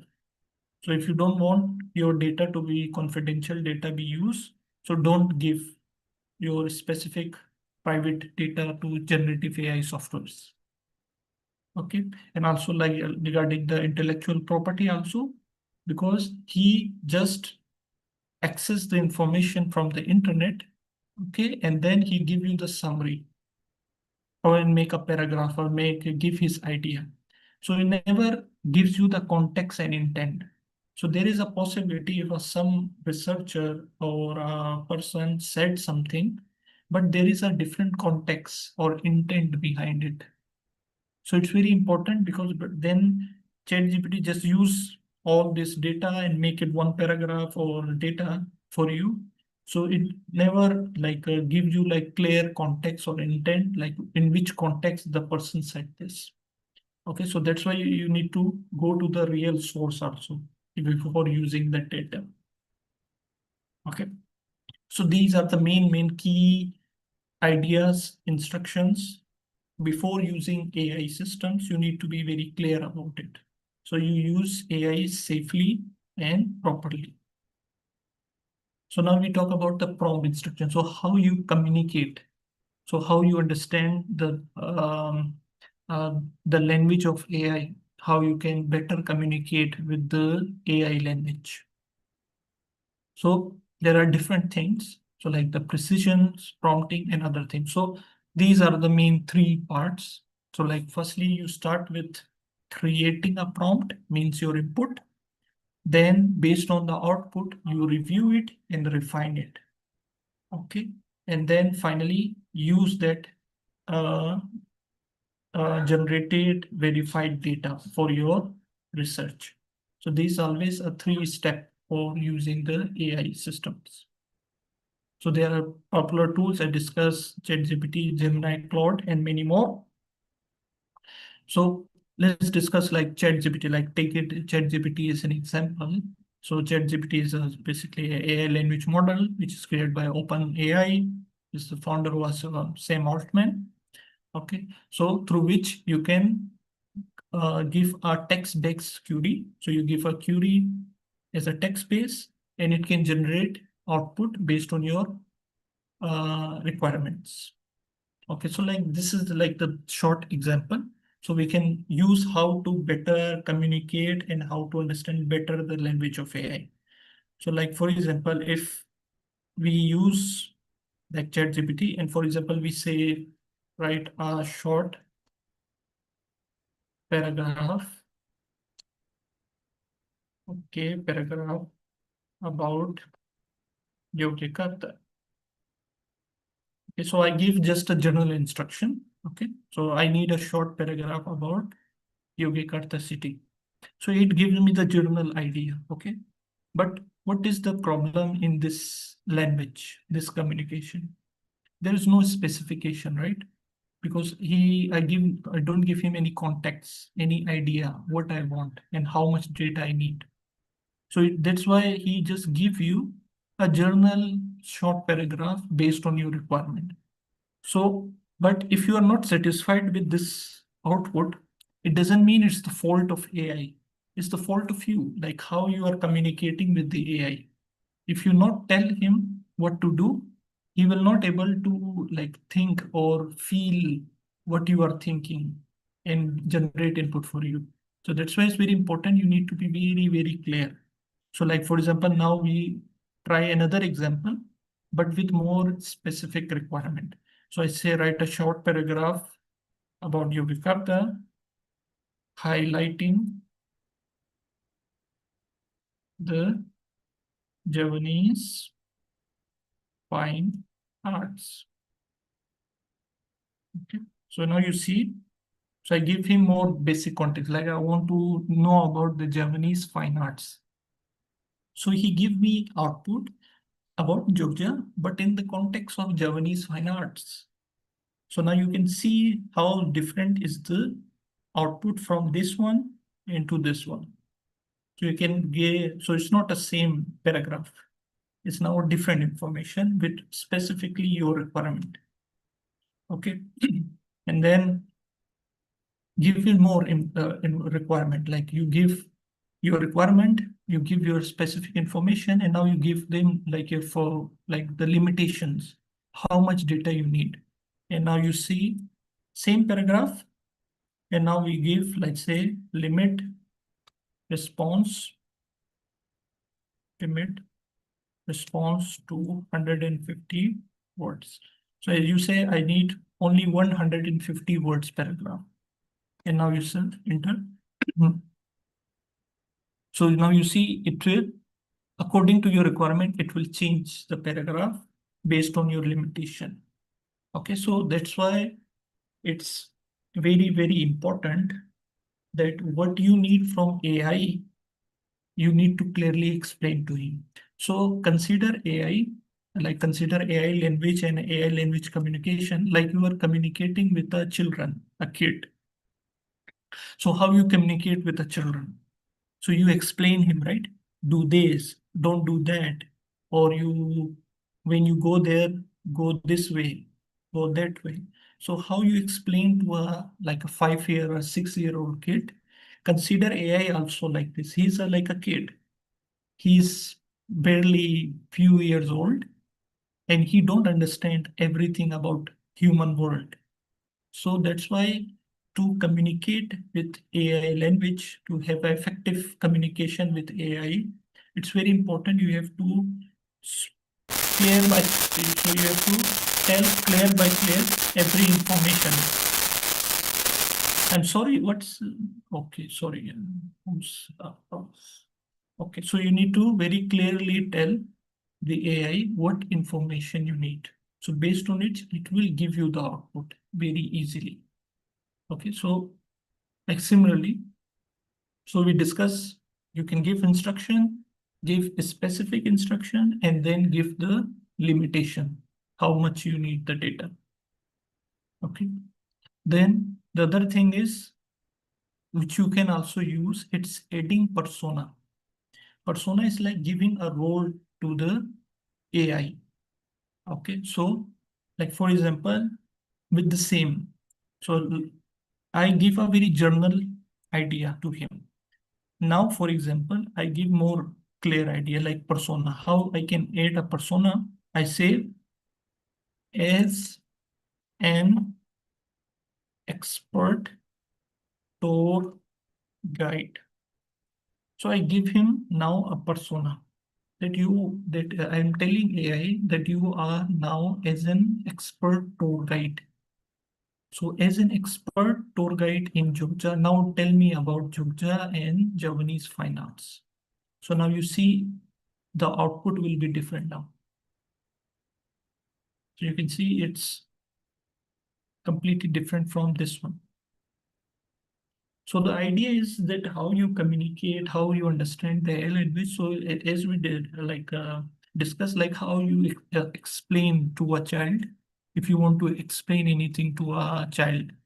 So how you do, you sometimes do an example, a role play with the child. Similarly with the AI systems also, you need to consider him the same way.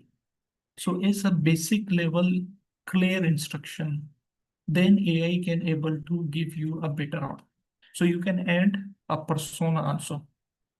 This is another way of communicating with AI language. So you can see like this like AI language trick. So you need to define the role. Like for example, as an English teacher or as a recruiter, or you can say as a researcher, as a student, as a professor, okay, or as a politician, or as a language expert. Now give me this data. So what with persona, what it does, it gives the more responsibility to AI, that he need to be more careful and he need to be more responsible on his response.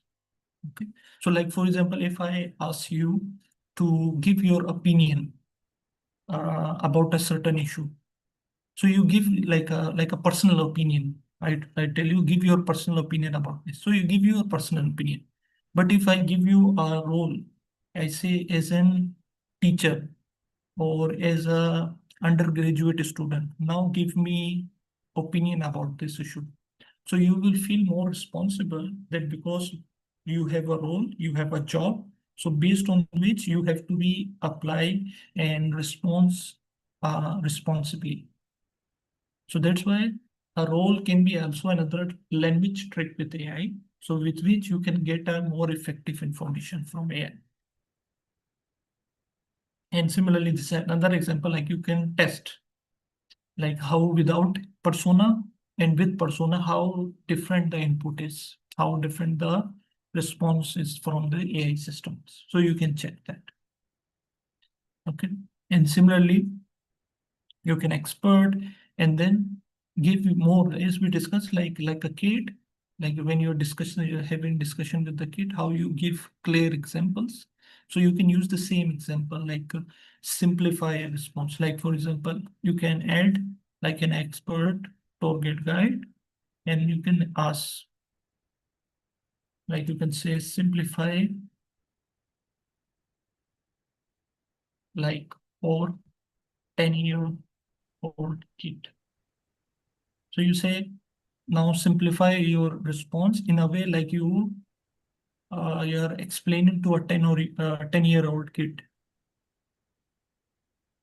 So now you say he, then change the tone and the wording, the paragraph format, so a 10-year-old can understand also. So you can play with the communication with the AI language to better get the result for your own need. Yeah, like similarly, like you can explain detail, explain like I'm 5-year-old, explain with examples. You can ask for examples also, or clearly like Elon Musk, or like uniquely to high school students. So you can give him the idea of the audience, for which audience he need to give information. So like this, you can have an effective AI language understanding, and you have a very effective communication with the AI system. So similarly, like you can see the two examples, like what's the good prompt, what is the bad communication. So like describe the unique cultural aspects and vibrant street life of Jogja, highlighting specific experience that you had during your visit. So it's very, very specific and detailed information, what you need. And the second input is write about Jogja. So you're saying this AI write about Jogja. So it's not very clear, right? So it's very vague. There is no specific information, no focus area, no context. So it's very difficult for the AI to understand. So it will give you a very mixed feedback. Okay, so it will very difficult for you to understand. So that's why it's very important you have a very clear instruction and communication with the AI system. Like similarly, this is another example. You can focus later. Okay, and then another trick, you can have a chain prompting also. Like you can with the human, you have a two-way interaction. Similarly, you can with the chat GPT, you can have a two-way interaction. Like with him, you can change based on his response. You can say, oh, now you done this, now I need this information. So now like this information he generated, And now you can have a chained communication, like you do an interaction with the human, like you could say, now write 100 words more. So 150 you've done, you say now 100 more. So you're communicating with AI. So he now write for you 100 words more. So similarly, like with human, you are communicating and understanding. So like a human, like with any guy, with any human, if you want to communicate, you need to understand his language, his context, his intent. Similarly with AI also, if you have to have effective communication with him, you need to understand his language, what thing he understands, what things he understands fastly, what things he give him clear instruction to work and generate a better response. So that's why it's very, very important. So how you communicate with him. And similarly, you can have examples like you can give him the formats like table, bullet points, Excel, PDF, whatever format you need. So you can ask for him. Like you can say the same prompt and you can say in 150 words, you can say write, but he'll write in paragraph form. Now you can say write in bullet form, like a bullet point form. So it will give you the format, bullet points. So again, he will not do it for you unless you ask him.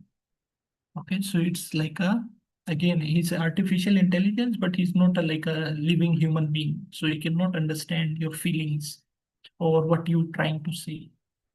So with him, a communication with understanding his AI language, you need to tell him what you need very clearly.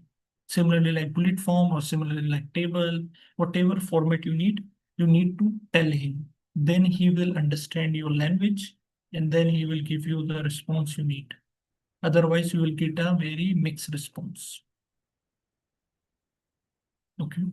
So again, similarly, you give information and use it, refine it whenever you need. Okay. So these are the basic basic tricks of AI languages, how you can better communicate with the AI language and get a better response.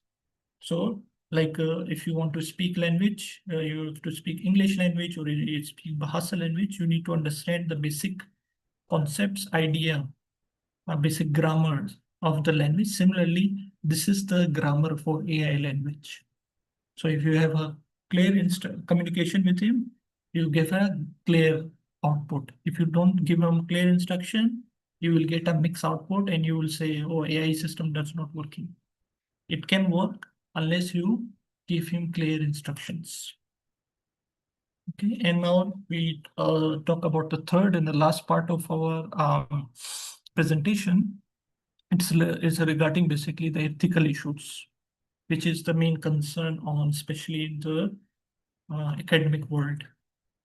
So during the ethical issues, I find a very similar case study about it. Like this is like a newspaper headline, if you can see clear.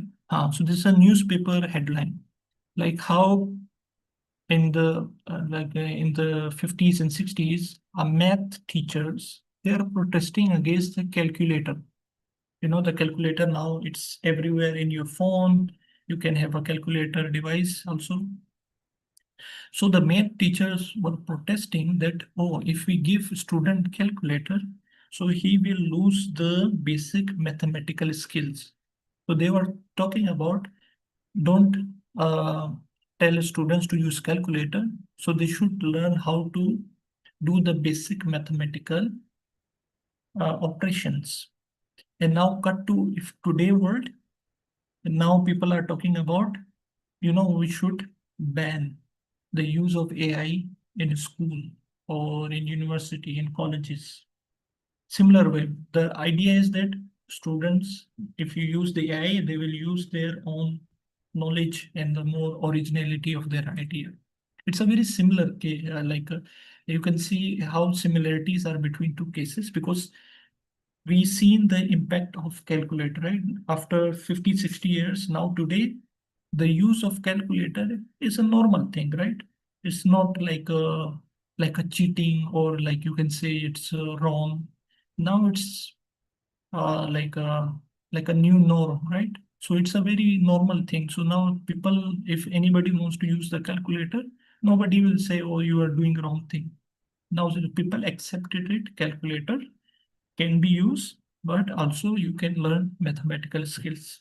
So similarly, I think with the use of AI also, the idea to say you ban AI, you cannot use it, you cannot explore it, also it's wrong, because in any way people gonna use it. So the point is that AI maybe in next 30, 40 years later, we will see like calculator, the use of AI in the school, in the colleges and university will become a normal. So people will say, oh, if you want to do work, you need to use AI. So there is a possibility that it can become a normal also.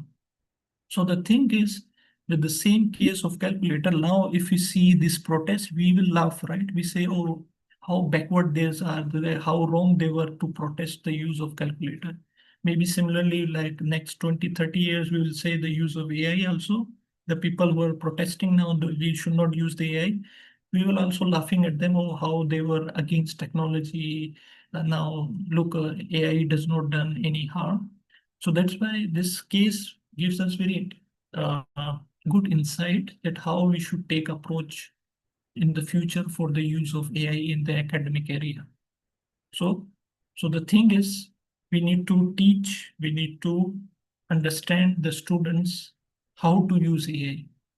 The number one thing is AI should be treated as assistant. It is not your alternative. It's not your substitution.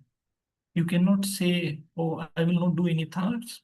I will give all tasks to AI. This is wrong. Treat AI like any tool. Like if you have to call, you use your mobile phone. If you need to do assignment, you use your laptop. If you need to analyze data, you use software. So similarly, AI is the same way like any device or any software you use for your convenience. So the idea is that AI should be used as an assistant. Whenever you need help, you can go take help. But you cannot put all work on AI and depending on him, that is wrong. Which is what we, I think, need to teach the students that should be the approach for the future. Okay. So you need to teach students that how to communicate with AI, understand its language, how to verify information, not blindly copy paste, double check information, okay? And we should be responsible for the plagiarism from the AI. Okay, so it's very important in universities. You need to be very follow the appropriate rules. You follow the university rules and expectation. Your department rules about the AI use should not over reliance should not be done. Should not be fully dependent on them. Use the ethical practices and use academic integrity.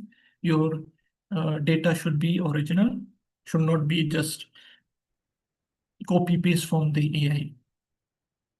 Okay, okay, and similarly, the thing is just copy pasting from AI in today's world, like plagiarism. So now it is also considered as plagiarism.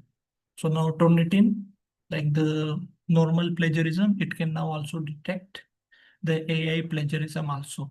So if you try to hide, it can easily be detected if you written by yourself or you just copy paste from the AI.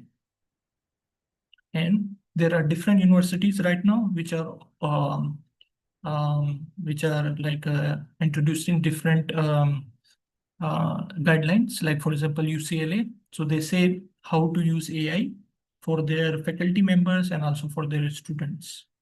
And similarly, like the Monash University, they also introduce some the guidelines how to ethically use AI in the academic world. Like you can see, this is like one of the example. So they say you can use AI, but like for example, in your research, you do acknowledgement, right? So like to acknowledge any like professor or anything, similarly, you need to acknowledge AI also in your research if you use the AI. So you acknowledge what AI you use and for what purpose. So if you are using it, like giving the acknowledgement, so it means you are ethically using it. Like for example, this example, like you can add like a example like this acknowledgement, like I acknowledge the use of ChatGPT to generate materials for background research, self-study in the drafting of this assessment. I entered the following prompt on, and this is the prompt. The output from AI was adapted and modified for the final response. So this is one example of acknowledgement. So you use AI, okay, ethically, you give the acknowledgement and you give the reason why you use the AI and for what purpose. So this is like a clear ethical use of AI. Okay, then instead just copy pasting and saying I write this full paper. So this is not ethical. This is unethical and can be easily detected with AI detection softwares. So these are different AI softwares detection. So like like GPT-0, Plagiarism, or Turnitin, they all have the AI content detection software. So you can use it for detecting AI from your academic work. So the idea is use technology responsibly and ethically. And the final word, I really believe in this idea that people always say, oh, AI will replace the humans. But I think always I say humans with AI will replace human without AI. Because like every technology, either it is like either in 5060 we see the example of use of calculator or the internet, then social media, now AI. If you not keep up with the world, if you not use and get familiar with the technology, the people who are expert and who are more advanced on using AI system, they will outlast you. So that's why it's very important. You cannot shut everything up and say, I will not use AI, but other people are using. You have to use AI, but you have to learn firstly what are the problems in AI, how to communicate with the AI. You need to understand the language of AI, and then what is the ethical use of AI. After doing all three things, you can use AI for whatever you need. It will help you and it will help you to advance in your work. That's the idea. Okay, so thank you so much for giving me the time, and I'm so happy to share my presentation with all of you. And if you have any questions, any issues, any comment, you can please ask. Thank you very much, Dr. Muhammad Yunus, for an enlightening and highly relevant presentation. So, artificial intelligence is rapidly transforming the way we learn, teach, and conduct research. Your presentation has provided practical guidance on understanding AI systems, developing effective prompts, and ensuring responsible and ethical use of these technologies in academic and professional settings. Ladies and gentlemen, we will now open the floor for questions and discussions. If you have some questions, you might use the raise hand feature or you might type your questions in our chat box. We have approximately for about 15 minutes for this Q&A session.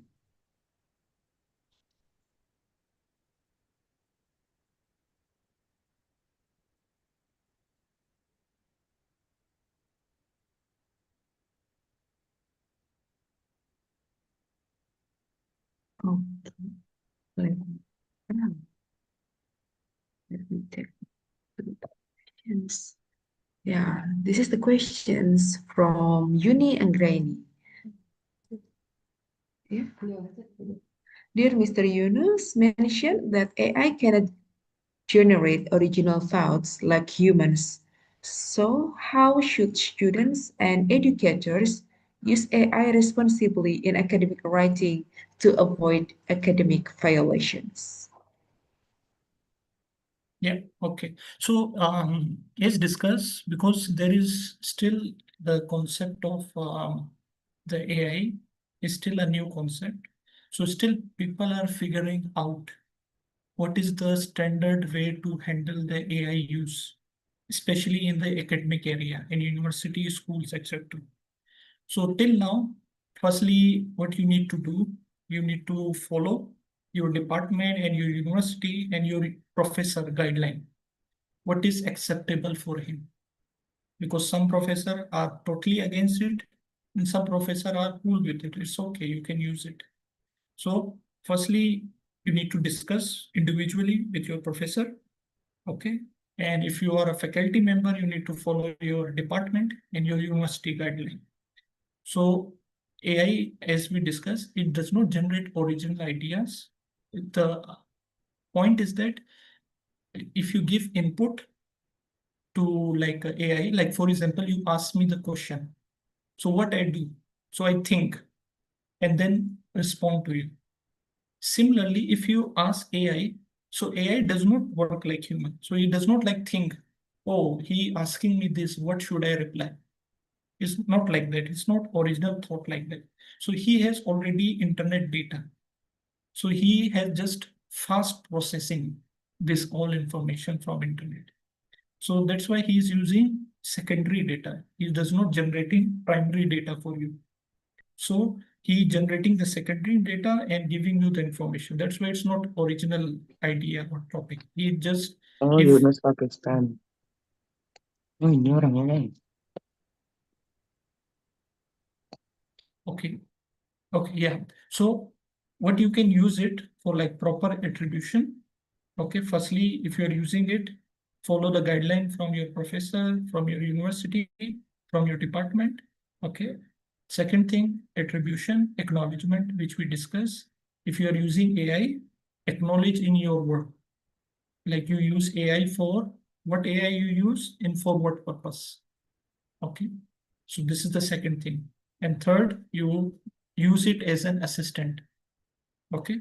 So if you have to have an effective output, so use it as an assistant. Like if you need help, you take help from AI.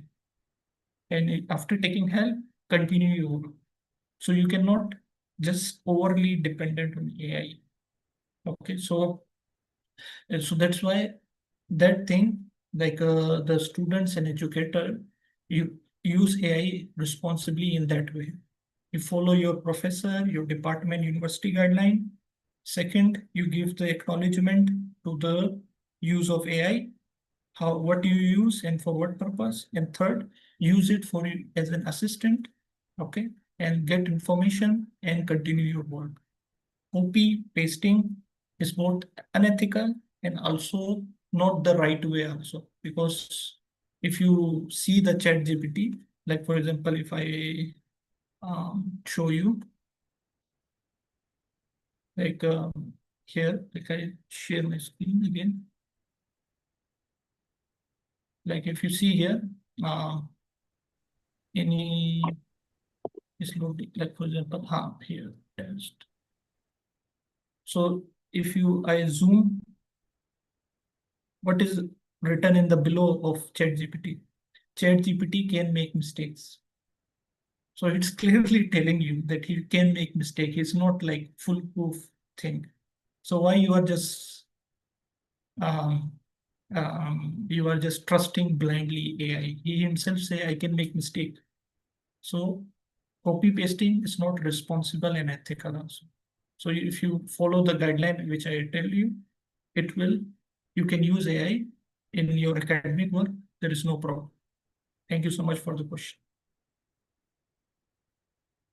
Thank you, Mr. Yunus, for the answer. The other participants, if you have questions, you might raise your hand or you may type your questions in our chat box.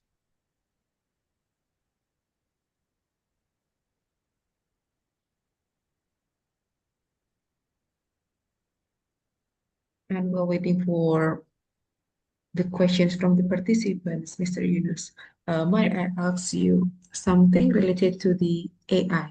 As we know that in this current in this current situation that all of the students started from maybe kindergarten, they are already familiar with AI. Do you think that each school or maybe each city needs to create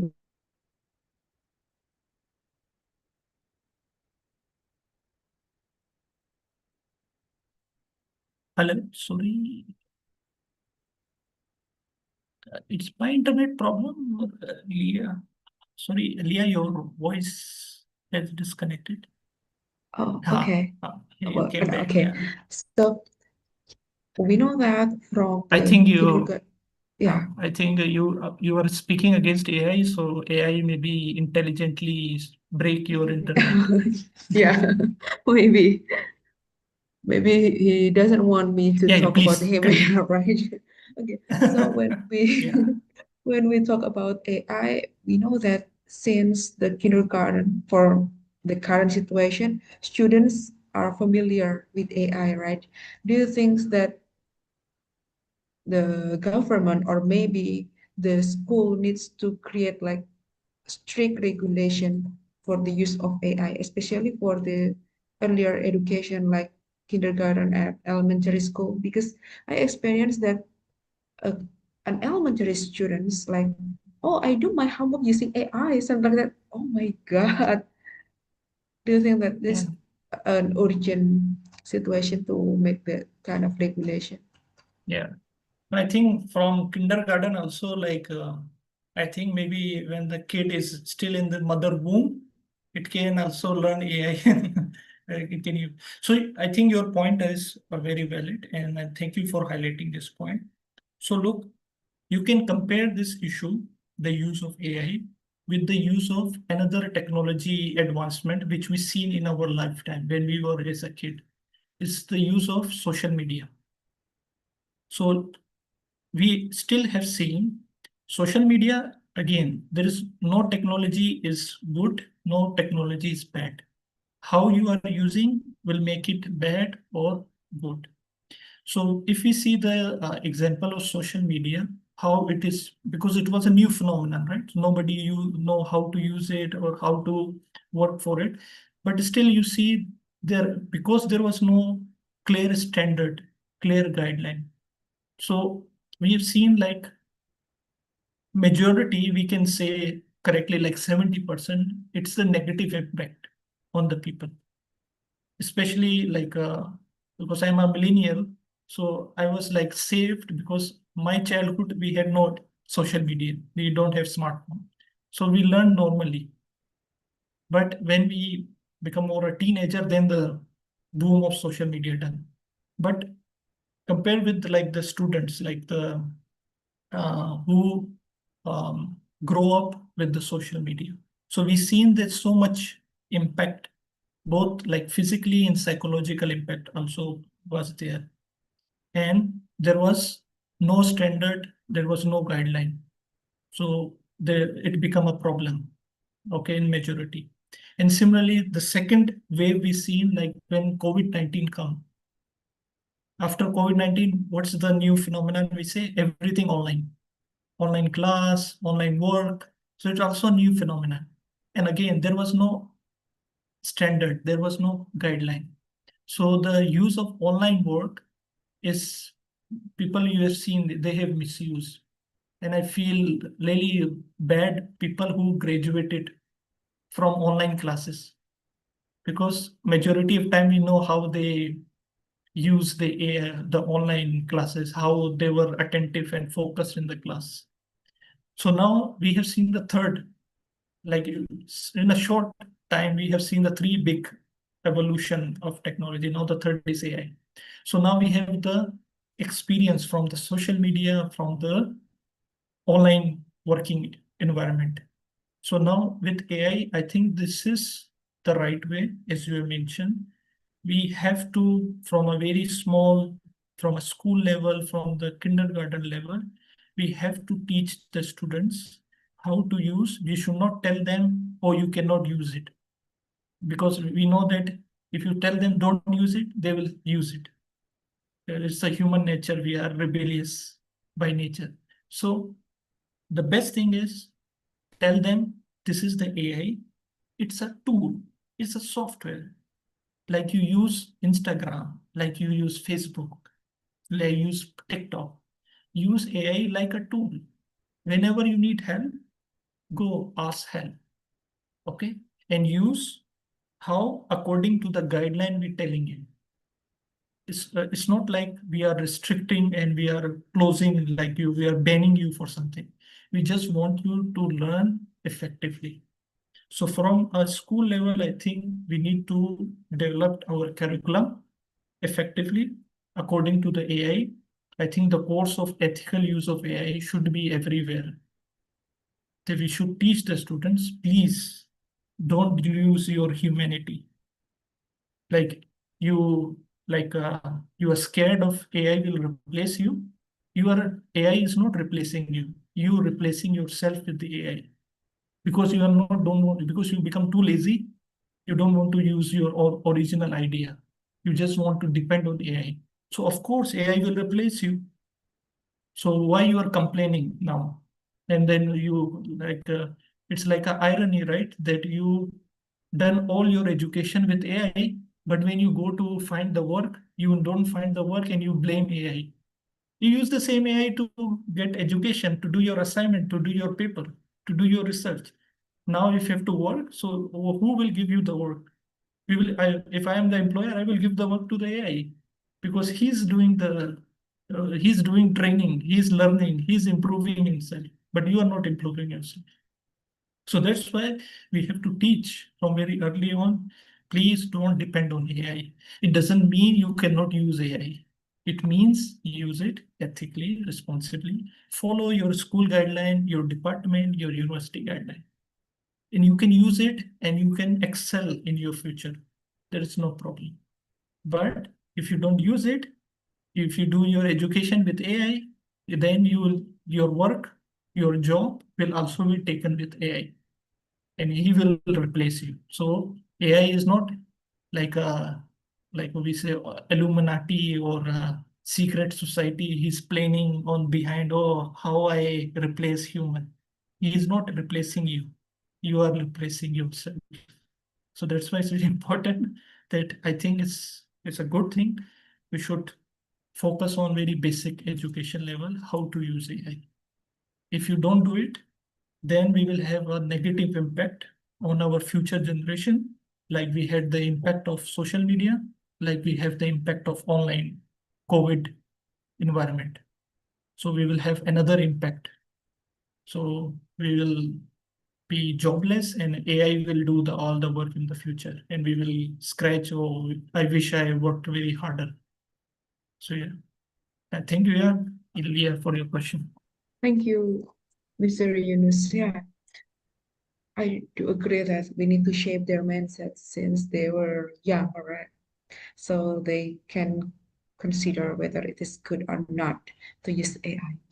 Okay, then in here I already got some questions in our chat box. The question is from Zidan Aulia Rahman. Dear Mr. Yunus, considering that generative AI can produce inaccurate information, how can educators ensure that students develop critical thinking skills instead of becoming overly dependent on AI generated answers? Yeah, the inaccurate information. Okay.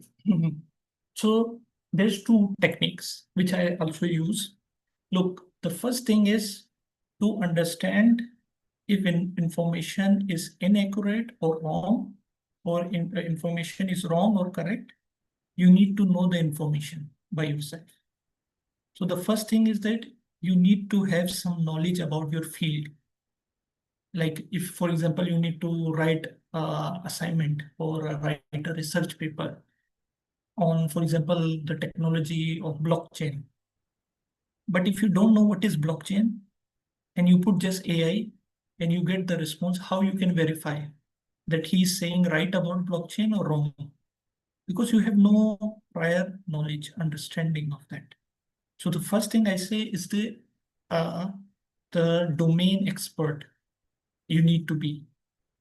So if you want to do any research, firstly read about it, and you read about it. Like if somebody asks you, you can able to explain what is this topic, what is this research, and then you communicate with AI.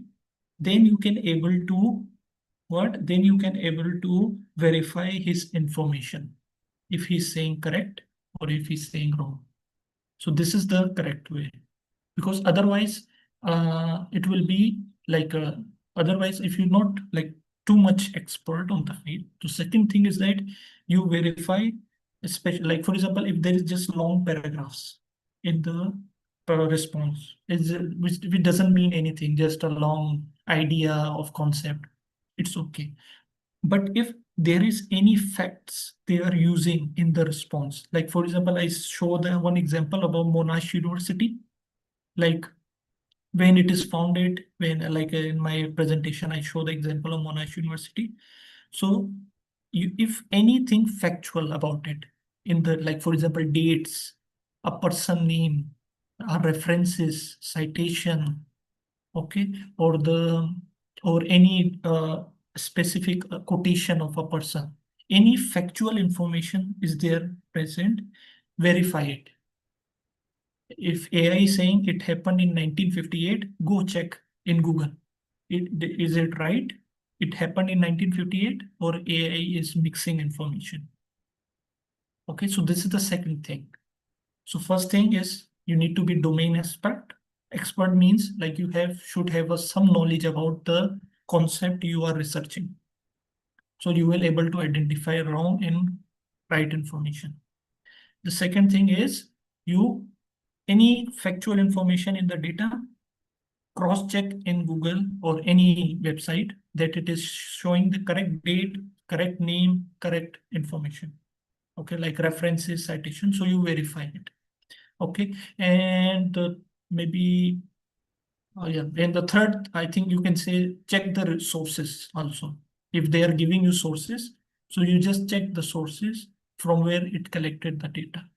So I think these three techniques, if you use, you can effectively verify if the information is accurate or not in AI.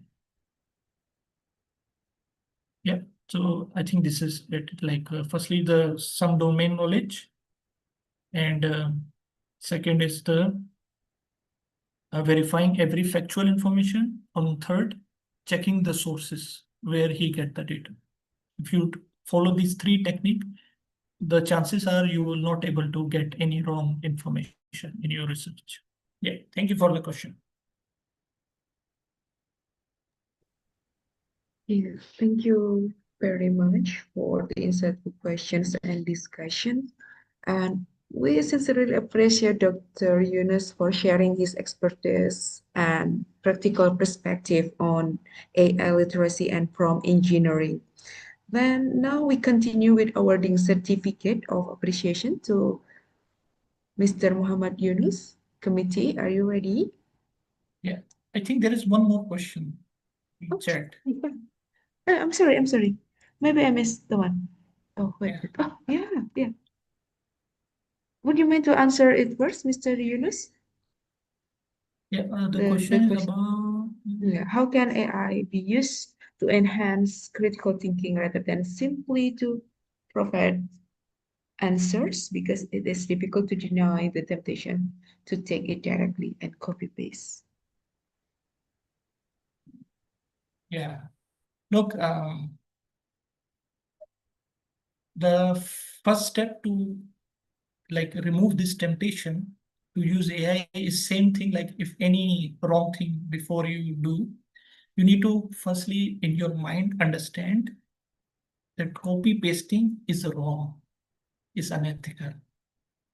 You will feel temptation if you not feel, okay, if you not feel what I'm doing is not wrong, what I'm feeling is good. So unless you understand and accept in your mind that using AI copy pasting is easier, it's a shortcut, is a easier way. I can just copy paste and maybe I scroll Instagram or check TikTok, maybe sleep, watch Netflix.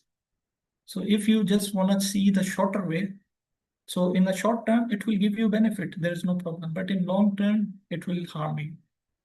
So to remove the temptation of just copy pasting and then just chilling for whole day, the only thing is that you need to buy on your mind with your soul. You need to understand and you to accept that what I am doing is wrong. It's not ethical. It will harm me in future. Like similar way, like why not we drink alcohol or we do like drugs or why? Because we think it is wrong for our self, right?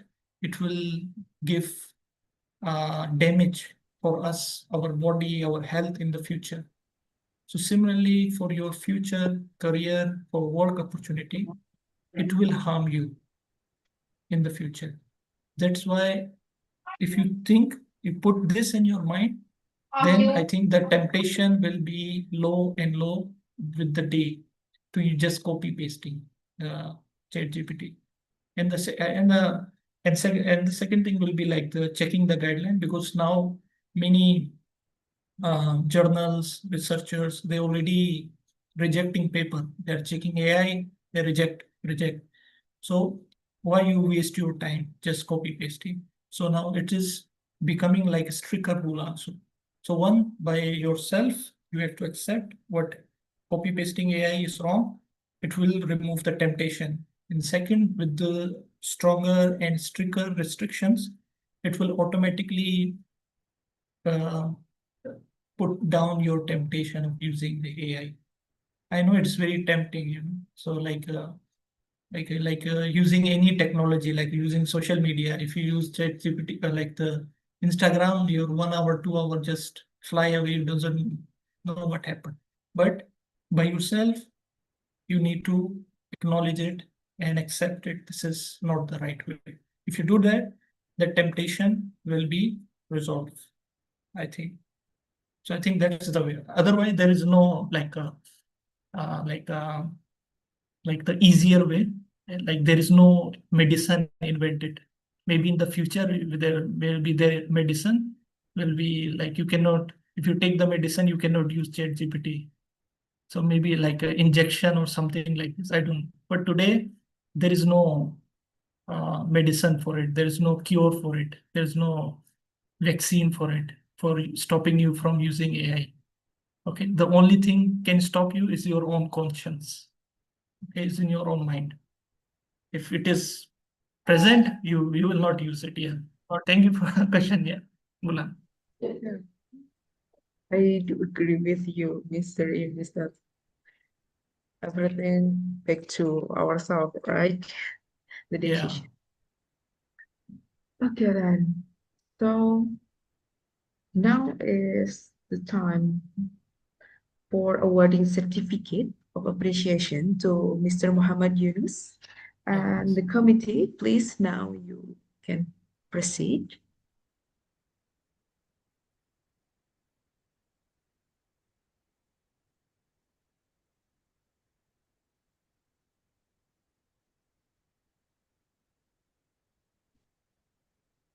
Okay, I will count. 1, 2, 3.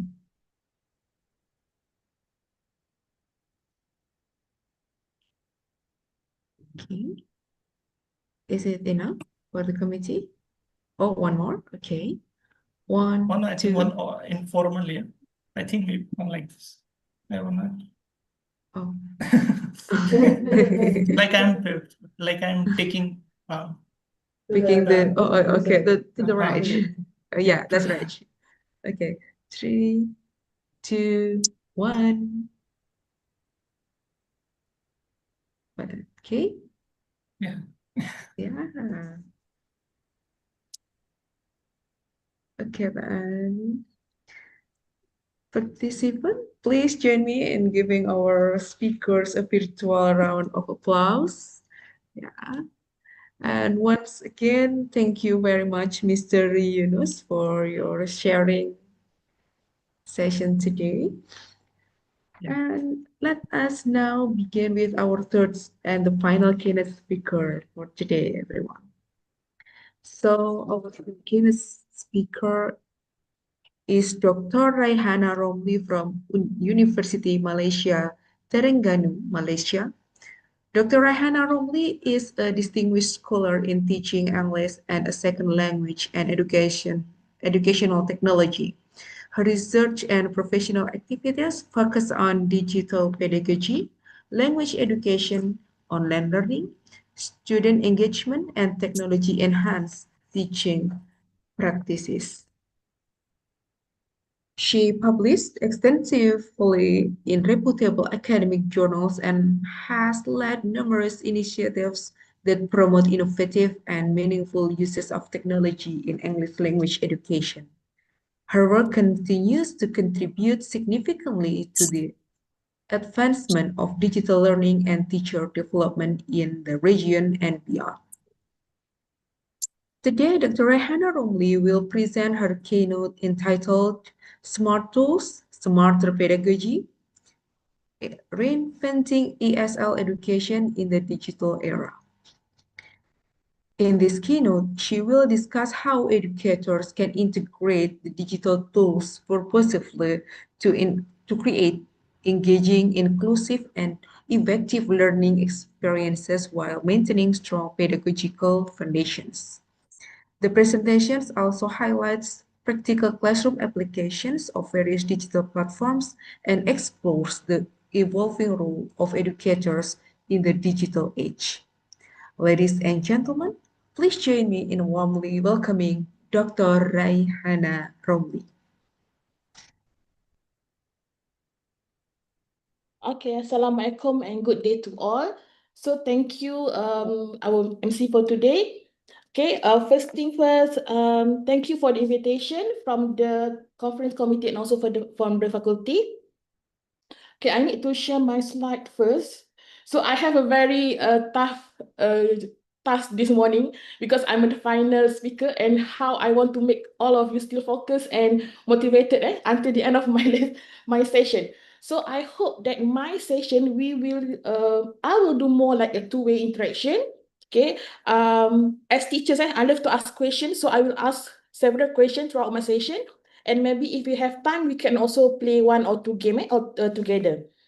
Okay, so my topic, smart tools, smarter pedagogy, reinventing ESL education in the digital era.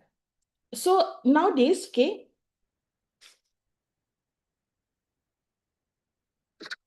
so nowadays our student, we call our student nowadays, they are digital native, okay? They are born with the technology. For example, if there's a new gadget, there's a new device, we give it to our student, they can easily navigate. They have no problem. They are digital native. We, not the student, maybe the lecturers, our generation we call digital immigrant. Because why? For example, our parents, my parents, for example, they always ask what is their password, how to upload the picture, how to share, how to forward things in the WhatsApp, so things like that. So yes, so how we as the teacher, can make our classroom more engaging. So please scan this QR code, okay? Please, okay, I will also share this in our chat board. Okay, so please share your opinion. Okay, please share your opinion. You can either scan the QR. Let's see how many still with us. Okay, in your opinion, what are some characteristics of an excellent teacher in this digital era? Okay, I also send it in our chat board. Some of you will become a future teacher also. You will deal with, now we have Gen Z, Gen Alpha maybe later.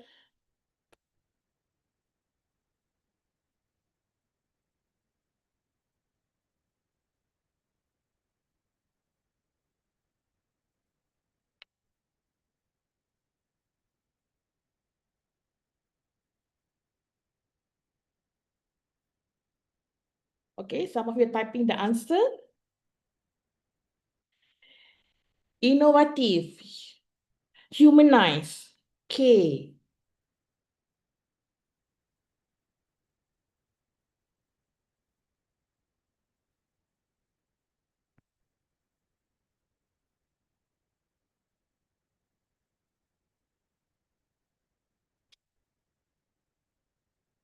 Okay, so from Gian Gusti, easygoing and fun instead of intimidating so that the student feels safe and enjoy rather than threatened.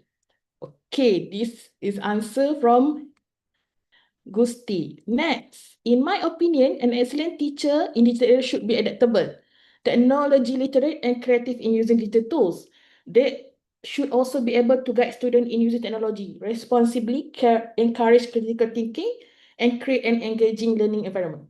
Okay, so nowadays, the role of the teacher is just not delivering, the lesson. Okay, we have also other rules. Okay, in the classroom to make the classroom more engaging. Unpredictable ideas from Wijdan. Adaptable, tech savvy, creative, supportive, able to motivate student. Smart, empathetic, updated, creative, yes. Okay. The teacher must have technology proficiency, commitment to continuous learning, and pedagogical skill. Okay, so as teacher also we cannot stop learning. If there is new apps or new tool that we think, oh, this one we can use it in our classroom, or this one can be beneficial. For example, if you are teaching writing, if you teach writing, nowadays students tend to turn to AI for their writing tasks. So how we can make use of the AI, or how we can make them write better with the use of technology? Okay, from Patricia. In my opinion, excellent teacher is patient, creative, and good at using technology. They make learning interesting, help students understand lesson, and always support and motivate their students. See, there's a many role of teachers nowadays. There's okay that we need to have this characteristic, okay, in order to become the good teacher. Fun, innovative, can make fun learning. Okay. Understand how to use the technology in practice, not only explain or show it. Okay, so I will explain later principle in using tools or smart tools in the classroom. Okay, good. Okay, so now, are we teaching 21st century learners with 20th century method? So we have to move also. We also have to move forward. Before this, okay, before this, of course, we don't have smart the millennials, we don't have smartphone. We depending on our teachers, everything. If teacher say A, we follow. If teacher say B, we follow. Okay. But nowadays, students have many alternatives, many other alternatives. We cannot deny that. We cannot be in denial mode. Students nowadays they have many other options. But how to make them still focus or still engage in our lesson? This is one big challenge as the teacher.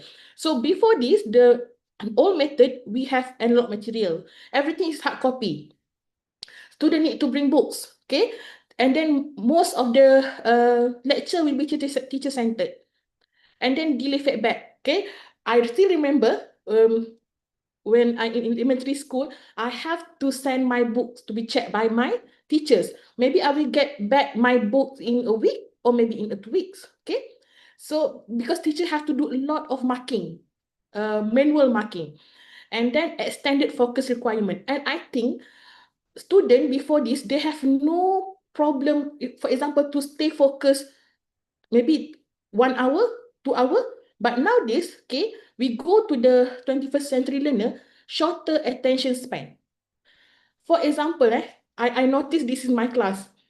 If I ask them to stay focused for my lesson, if I don't do any other activity, just lecture, I think they can only stay focused maybe 20 to 30 minutes.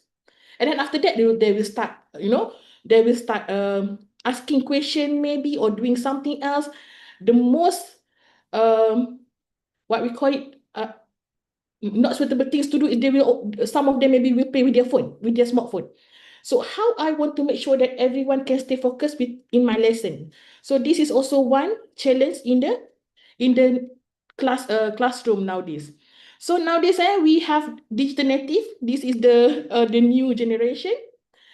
we have also interactive multimedia, YouTube, TikTok, all the social media, and then they always ask the teacher or the lecturer to give prompt feedback. They will send us, I don't know about Indonesia, but in Malaysia, we allow students to have access to our personal number. So they will always ask question using WhatsApp. Can you correct my paragraph? Okay. What do you think about my topic? Is it okay? They always need instant feedback.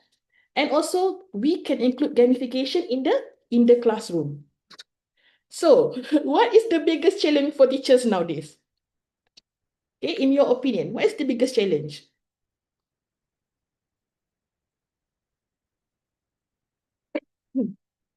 Sorry.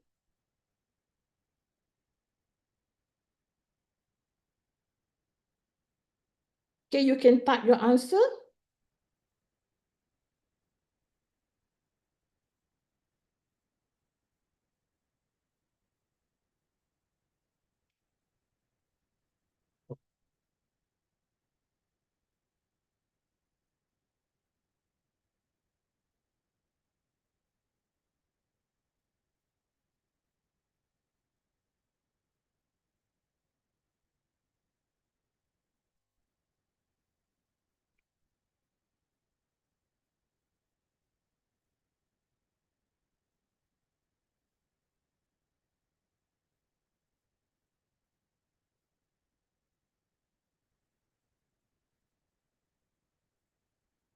Okay, one answer coming in, use AI in class.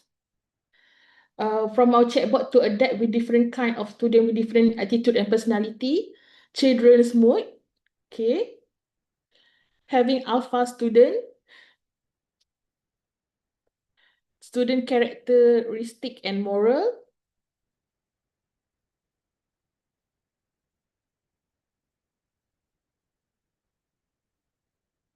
to adapt with different kind of student with different attitude and personality.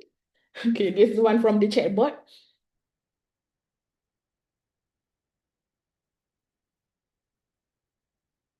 Keeping student engaged in learning. Okay.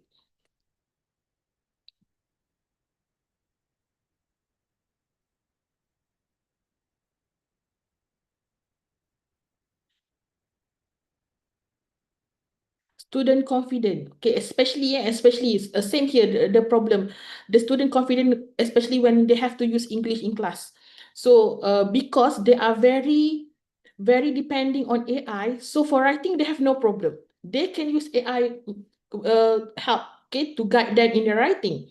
However, during speaking tasks, it shows that they are not very confident because they don't have enough practice maybe, okay, and also because I read this answer, and also because they're depending on AI, so when to use it in a real situation life, they cannot be confident. Teacher do not have adequate content, okay, keeping good emotion, maintaining student engagement, small salary with big demands. I think this is the problem for the whole world also. Developing critical thinking rather than memorization. Lack of infrastructure, especially in rural areas, association from the government. Okay, this is institutional factor, burnout, student disengagement, and doing society job on society's budget. Okay, so the problem or the challenge of being the teachers is not only limited to what happened in the classroom, but it's also outside the classroom. Okay, the biggest challenge is very often to get various mood swing student, attitude, different culture of student. Okay, the curriculum from the government. Yes, also here we have different, not the same challenge also. Maybe some curriculum is not suitable for some level of student, especially English. English is a skill where, for example, um, in one class, maybe you have 10 high proficiency student, intermediate proficiency student maybe like 20, but maybe you have 20 also low proficiency student. So how to make sure the activity you design can help all students? Okay, you should not make the clever student boring, but at the same time you also need to help the low proficiency student. So it's also one big challenge for the teacher. Maintaining student attention and motivation, student language on a lot of demand. Yes, student too much rely on AI. So this is one big challenge. However, we cannot say to all students, okay, stop using AI. Don't use AI. Okay. Um, for example, in my class, I have uh, I teach undergraduate student elective course. Okay, elective course. So sometimes I cannot say, okay, everyone stop using AI. They will find a way to use AI. So I will have like haram time and halal time. Okay, this is haram time. You cannot use AI. I will give you task. You can use AI. Okay, this is halal time for you to use AI. It's up to you. So that is my rule in my class, because if we say no, you cannot use AI at all, the student will ask question, because we are dealing with a student that very exposed to the AI. So they will ask to a question like, doctor, why I cannot use AI? Because later when I want to go for my internship for to my workplace later, I need to use AI. So why I cannot use AI now? Okay, if you are the one who been asked that kind of question, how you can answer that question? So our student maybe think differently. So we say, okay, AI is not good because it actually avoid you from being critical, for example. Okay, but in their point of view, why we cannot use? Because later we also need to use that in our workplace. So you must have like a balance between what the student can do with AI, what student cannot do with AI. So in our situation, in our institution, we try, or we now we try to revamp our course, where we try to design an assessment where the student can use less AI, or they can use AI at all. Okay, that is one alternative that we can do. Okay, because if I give a writing task or writing assignment to the student, how I want to ensure that the student will not use AI at all? Okay, that's the big challenge. So again, AI is a partner, not a replacement. Um, because as the teacher, AI cannot replace our intention. If we have a good intention to our student, okay, you have to explain. I don't want you to use AI for this task because I want you to think with or I want you to discuss with your teammate. I want you to do this task because you have to explain your intention. Sometimes this is what the student need. They need to know the reason why we do this and why we do that. Okay, so digital tools. I use a lot of digital tools in my class. Why? Because first, to make the student engage, and not all digital tools can be used for all activities. I will show later how. Okay, so first, when you want to use digital tools, first you must have the reason why. Why you want to use it? Okay, I think someone need to mute their audio. Okay. Okay, number two, inclusive. We have to make sure how we can use it to make sure everyone can participate. That's number two. And number three, when to use it. It must be human-centered. It cannot be teacher-centered. It must be the student-centered. Everyone can participate. So, in your opinion, which challenge matters most in your classroom context? Time spent on feedback, limited practice, mixed level of student, or low student engagement?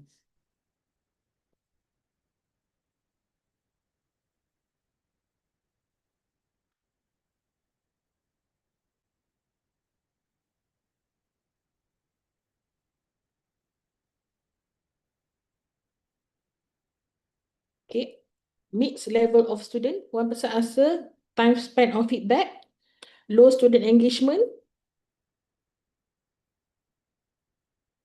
Okay, especially in English class. English class, provide feedback is very important. For example, correcting student error is very important because if we don't correct their error, they will make the same mistake. Okay, so we don't want them to do that. So how to make sure that we have ample time to give feedback in the classroom, so we can make use of of the tools. Okay, before this. Okay, when you want to use any tools, any smart tool, you must accompany the use of the tool with pedagogy. You cannot leave the pedagogy behind. So you must have the reason why I want to use this tool, or why I need to use this tool with this kind of student, or what for for what kind of activity. So smart tool is only, again, any tools is only a tool. Okay, is a partner, is your partner.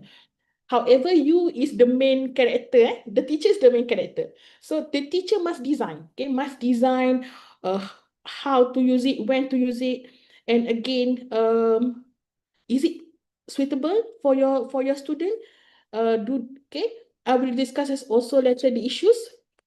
Why we need to use smart tools? I believe that first, active participation.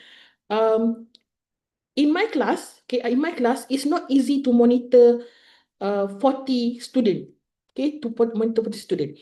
However, if I use digital tools, I can monitor. Okay, for example, now I have 17 online, 17 who use this AHA slide.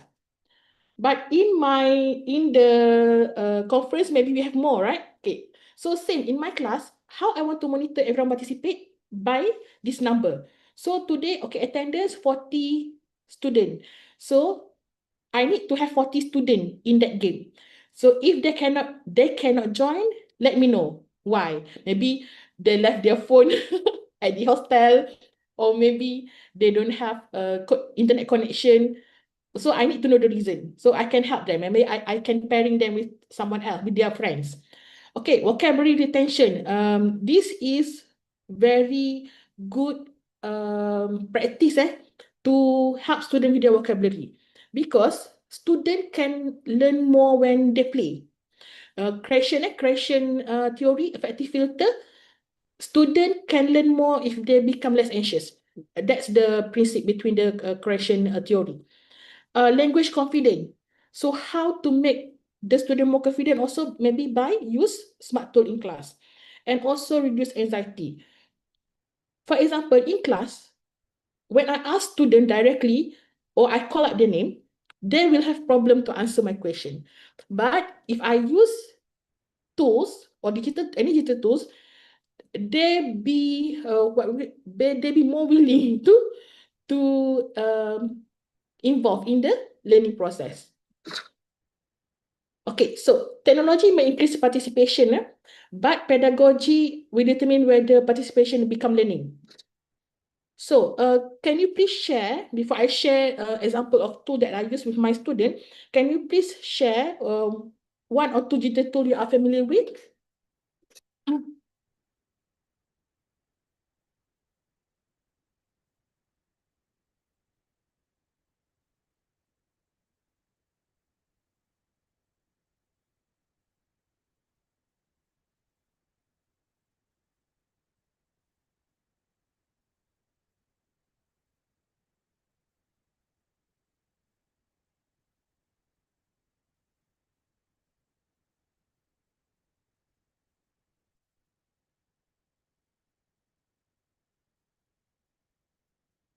Maybe if we have like 20 minutes more, maybe we can play one or two games. I will show you one or two games that you can use in your classroom.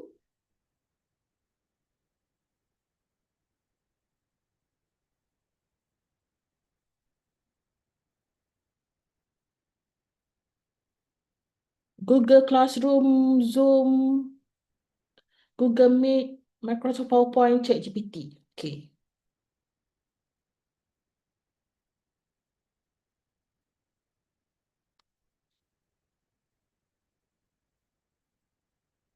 Any digital tools like maybe Canva or Padlet or Kahoot. Okay, Wayground, Padlet, Wonderwall, Smart TV, Zoom, Google Classroom, Microsoft Copilot. Okay, Padlet. Okay. Google Classroom, Word, PowerPoint, Zoom, Quizzes, Kahoot, Grammarly, ChatGPT, YouTube, PowerPoint, Quizzes, Zoom. Okay, YouTube, Canva, Gemini. Okay.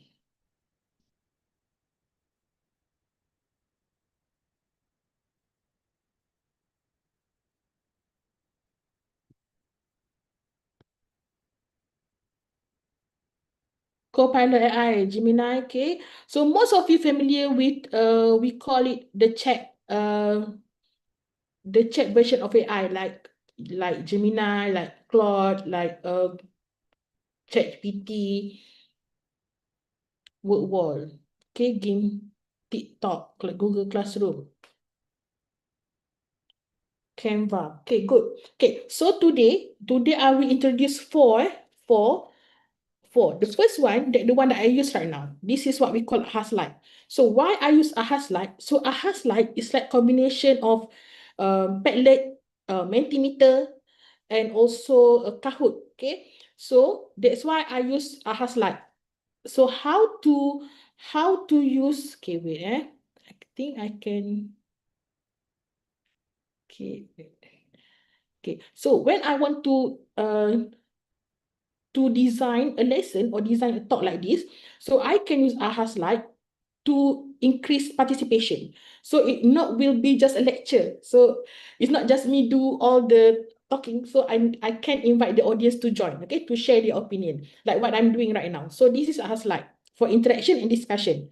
Okay, and then I have Bluecurt. This one is the one I play with my student, especially for retention, because Bluecurt you will maybe get the same question. So when you get the wrong answer, maybe they will ask the same question again, then you can answer correctly. So that is Bluecurt.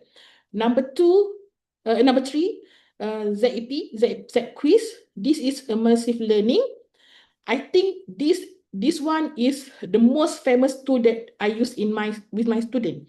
They love to play that quiz, and also it's easy to design. Okay, Wayground. Wayground is quizzes. Before this is known as quizzes. So quizzes rebranding, become Wayground. Okay, let me show. Okay, this is our slide. Okay, our slide. I will show you how to do. Okay. Okay.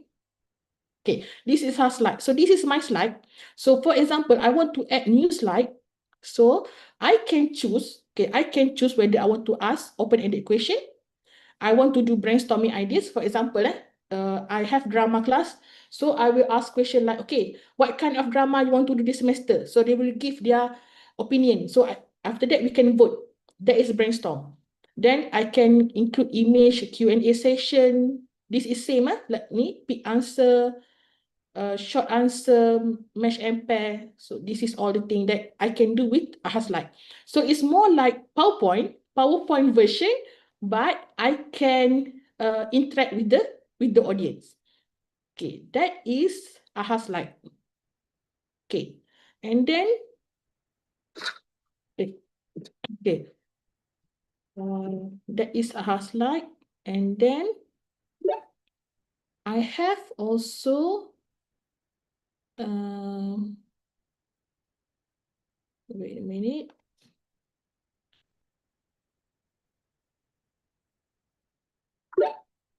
Okay, I have also, this is Wayground. Okay, Wayground for me, I think I like Wayground if I have to do like a short quiz. Okay, why? So this is, okay, so you just can create from the source, means that you send your presentation, or maybe your your notes, so they can create question for you, or you can search from the existing quiz, all this, okay, or you can upload your content, same. Okay, for example, this is the session that I've done with my student. So I love background. Why? Because I can get the analysis like this. So I know, okay, my student, this one got all correct, which one, okay. If I'm the teacher, if I analyze this, I know that the student cannot answer well for question number 1. Okay, so maybe I need to teach them again about this question, about this content, or maybe I need to ask this question again for the next session. So this is what we can do, okay, to help student to learn better. Okay, number 2, I have also Blue Card. Okay, Blue Card is also like a game.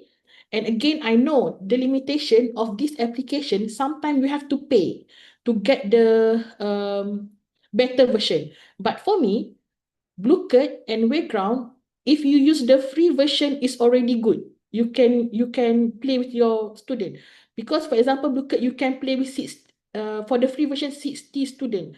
So for my class 40 student, yes, I can still play this with my student. Right now we cannot use this one because we have like 100 something. Okay, so like for example, so this is my quiz.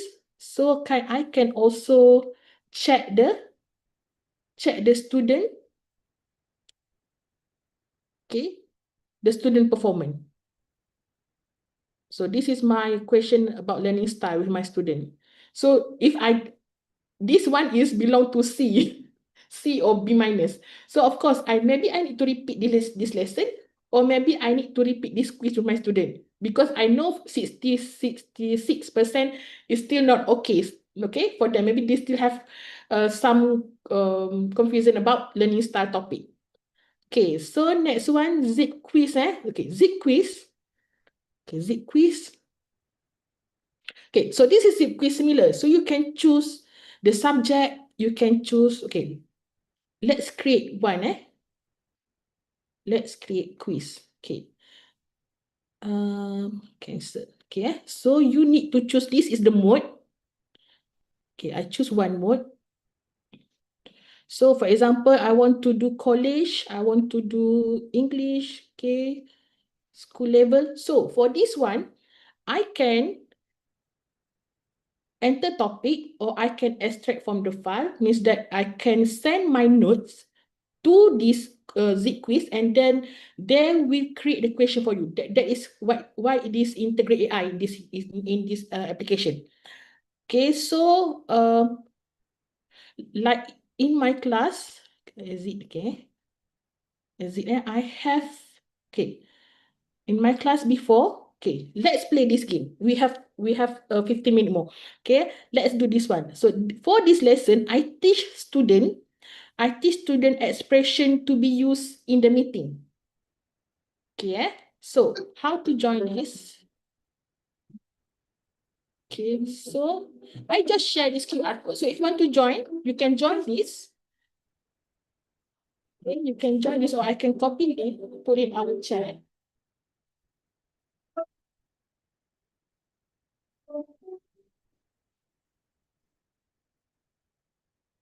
Let's try to play this game. Because the principle of using any smart tool, you have to test first. You have to run the game first before you play with your student. Okay, now I have 6 players.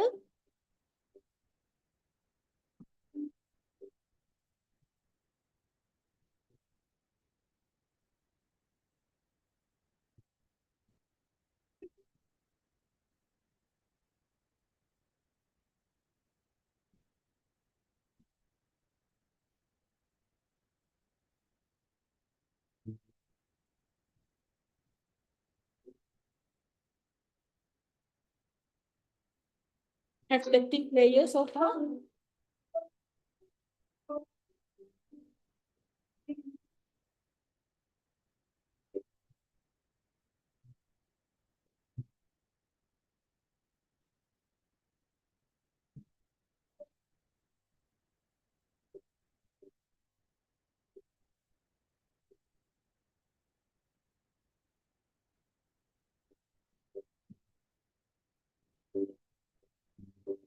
Yeah, I think the 25 will be then we can start.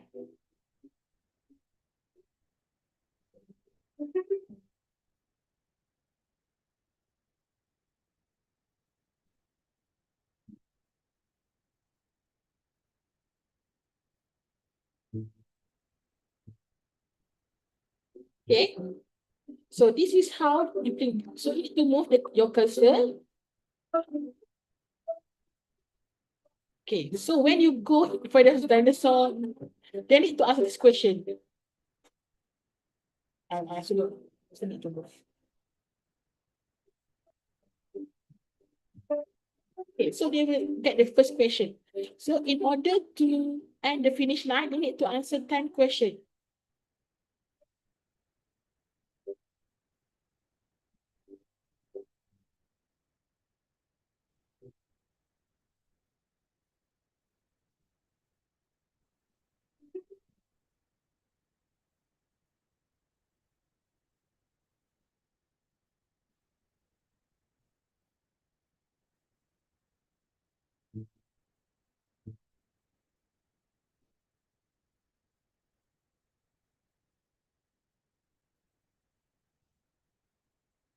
Okay, for example, they answer this question. Okay. So student can know, okay, they are actually answered wrongly, then they need to wait. Okay, question 2. So they have to answer all 10 questions before they can reach the finish line.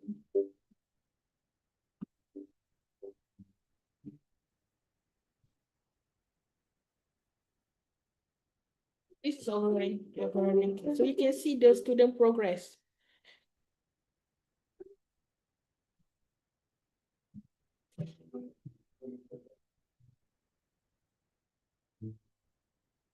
Anyone? You finish the game? As the teacher, you can teleport yourself. So you can go to the endpoint.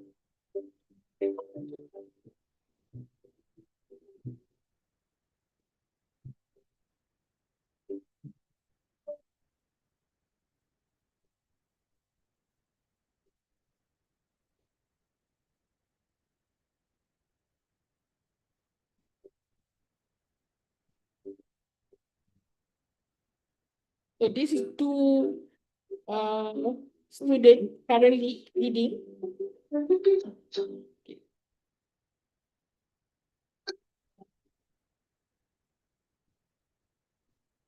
Okay, so can we stop now? Close. Okay, so this is example of the zip quiz. So if you play it with the younger student, so they will become more okay, more how to say, more motivated also, and it's fun. It's fun for them. Okay, maybe for us, some of maybe when I start to play this game, actually I get help from my student. Okay, to how to play this game, how to play this mode. So because we are digital immigrant, we are not digital native. That's why,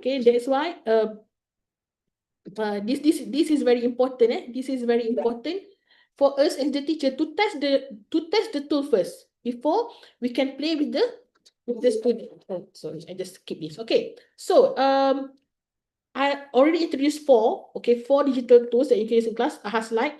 So Ahaslight, the one that I use right now, is very good for interaction and discussion. And for target it as a skill, you can use it for speaking, for vocabulary.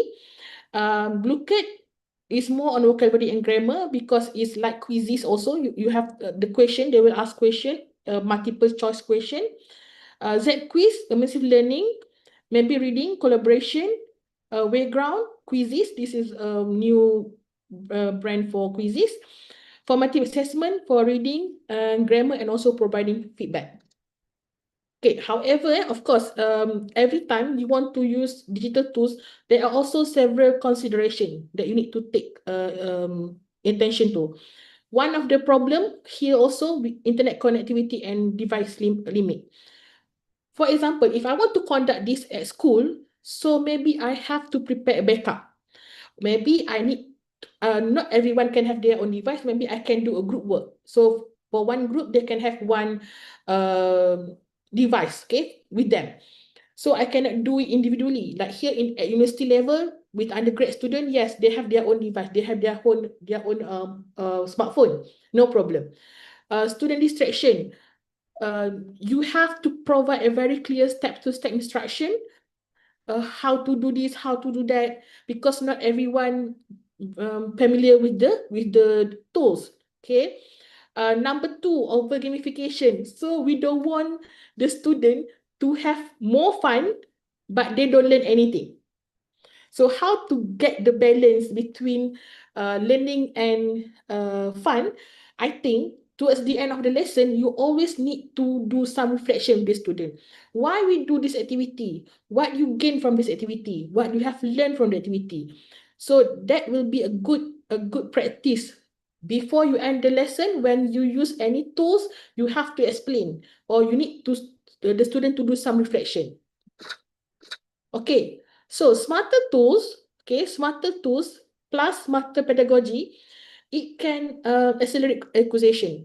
I think in my class, I have no problem for students to express themselves, because when they are feel more relaxed, okay, they become, it actually can make them become more confident. I can see this in my class, for example, week one. Week one, when I ask question, everyone will try to avoid my eye contact.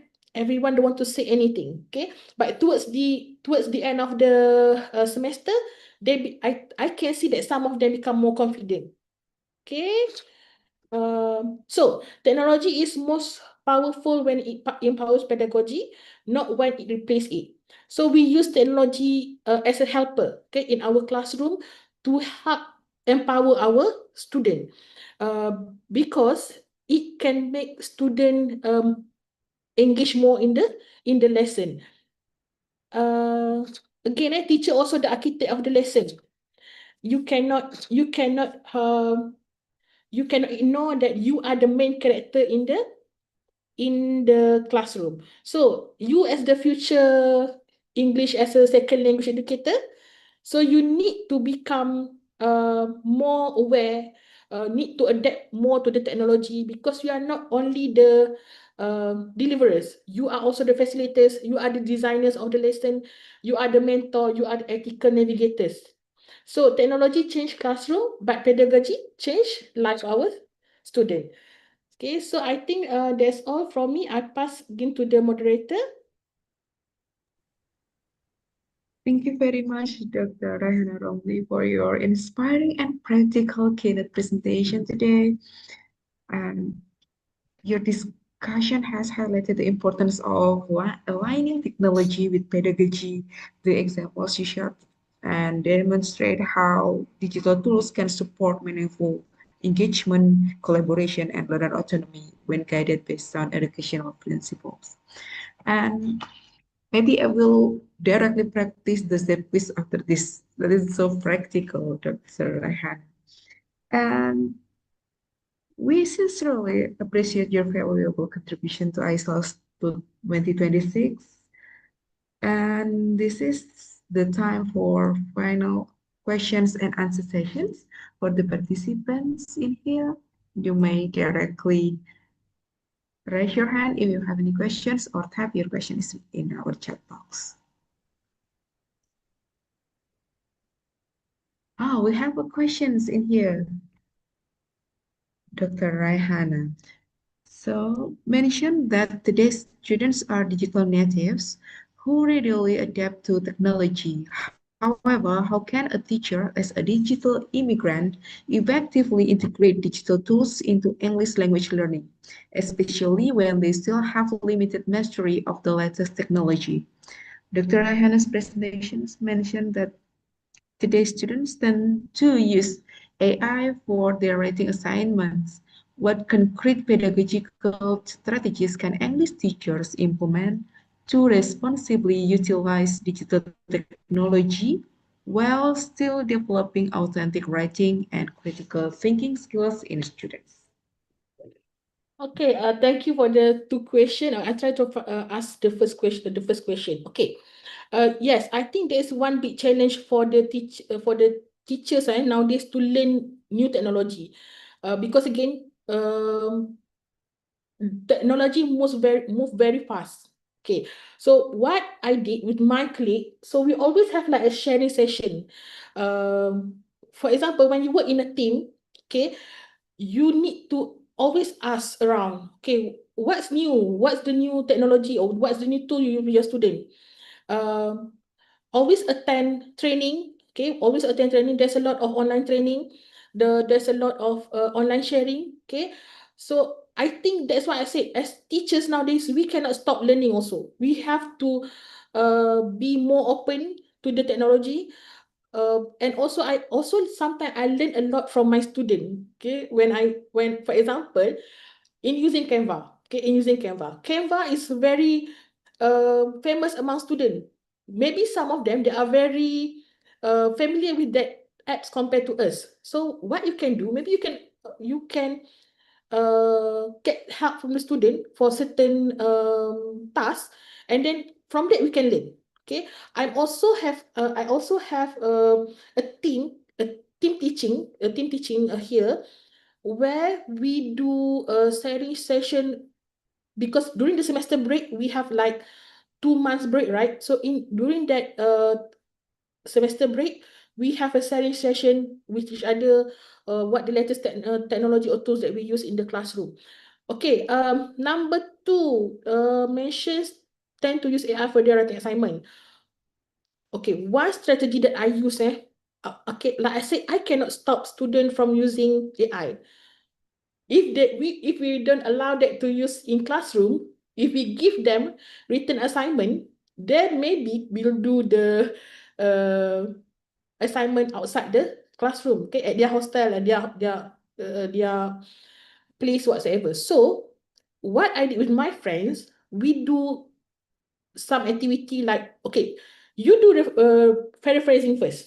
The first time you do paraphrasing. Second time you ask AI to paraphrase it for you, and then you compare your answer. Okay, then you can teach the student how to become better with the help of AI. But you have to take the marks from their work, not from the AI work. That is what we do here.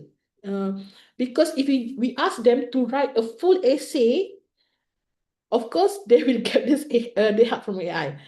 That is one step that we do. Okay, one technique that we do with the student. Okay, I hope that answered the question. Thank you very much, Ibu Rehana. And now let's move on to the second questions that we have. The second question is, how do we prevent interactive tools like Bluekit, Bluekit, do you mean Bluekit, from becoming superficial games without linguistic value? Okay, like I have mentioned before, I love to have a reflection session with my student. Every game or every gamification that we use in the classroom, I always ask them, okay, what you gain from this game? What are some limitation and challenges? Okay, because why? Okay, for example, when using Z quiz before, anyone who managed to check the answer with ChatGPT before you answer the question, anyone send a question to ChatGPT first, or you just answer? I think some of you will just answer. Why? Because you want to become the winner. Okay, so when using gamification, one thing is you need to always have reflection with the student. What you gain from the game, or what new vocabulary that you learn today, because we cannot cover all. Language is a skill, right? So we cannot cover all in our lesson. So with the help of the tool, we hope that they can improve their language. That is my biggest attention when I want to use any tools in my classroom. Okay, I hope also that answered the question. Thank you, Ibu. Wow, we have some questions in here. Let me take a look at the next one. Wait, where is it? Okay. Talking about utilizing AI, why is it important to balance the use of AI with students' own effort Okay. in the learning process? Okay. I think learning AI is good. Okay. However, depending on AI is bad. Okay, that's two things. Because I always tell my student there are two times when you can use AI in your life. The first time is during final examination. You can use AI. You have to use your own thinking. Okay. Number two is during job interview. You do job hunting, you go for the job interview. Okay, you have to remember when you get the job interview, it's like 50% you will get the job. Okay.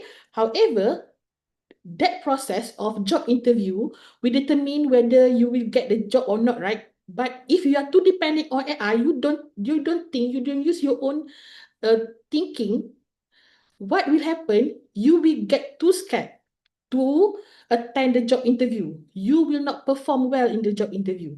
So that's why I think it's important to balance the use of AI with your own effort during the learning process. So you will become a balanced person. You know how to uh, perform well during the job interview. You know how to have a soft skill like leadership skill, teamwork skill. Uh, because too depending on AI will make you the person who, okay, can you imagine you attend the job interview, and then the interview asks you, okay, why we should hire you, tell us about your X factor. Can you say, wait, I need to ask ChatGPT first? Of course you cannot do that. You have to answer using your own your own opinion, your own ideas. So if you are too depending, you don't have the balance with the use of AI with the learning process, that will be very dangerous for your future self later. Okay? More question coming? Okay. Is there any other questions? You might raise your hand or type your questions in our chat box. Oh, yeah. Yeah. The next questions, Ibu Rahana. Wait, let me take a look. Yeah. Good morning, Dr. Rahana. If we are a teacher and allow students to use AI, sometimes the AI is incorrect or the answers are very due to the different prompt. What should we do if we know the answer is incorrect or misleading, but the students insisted that but AI said? Okay, so I think I agree with the second speaker before. Dr. Yusuf said that we have to be dominant in the classroom. As the teacher, we have to have certain degree of knowledge with the student. We have to show that we are actually more knowledgeable from them or from AI. So when they say, oh, but AI said this, you say, are you sure? Do you want to double check your facts again? Okay, because you need to always make sure that you are the main character in class. You have to have certain, how to say it, I know some people or some student, they believe AI is everything. So that's why how to make sure that, okay, you can use AI to this for this task only, or you can only use AI for this exercise only. Case for because if they're too depending on AI, this will lead to this problem. But AI say according to AI, that's why now this student even treat AI as their counselor. Okay, they're sick, they don't go to doctor, they go to AI first. No, so things like this. So as the teacher, we need to teach them AI is not everything. AI is only a tool, okay, to help you to maybe to learn the basic knowledge. But every emergency, everything that happen, you must go to the expert. Okay, I think that is my opinion, and also this is what I also mention always to my students.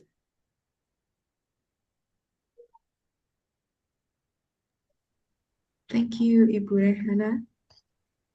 Is there any other questions?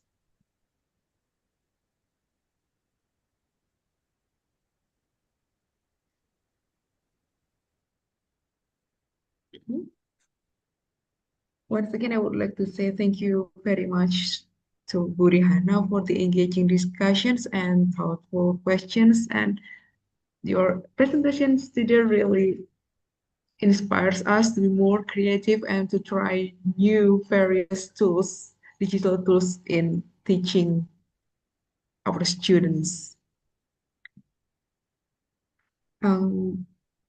Now we continue with awarding certificate of appreciation to Ibu Raihana Romli. Committee, please now proceed. Okay, I will count. 1, 2, 3.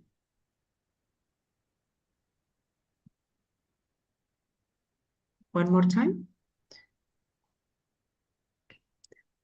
1, 2, 3.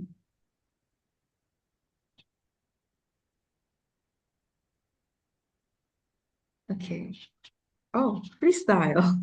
Okay then. Freestyle. Okay. 1, 2, 3.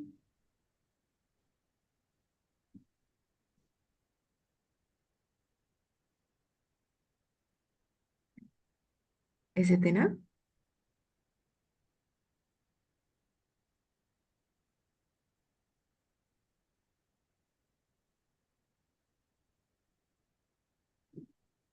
Okay, is it enough?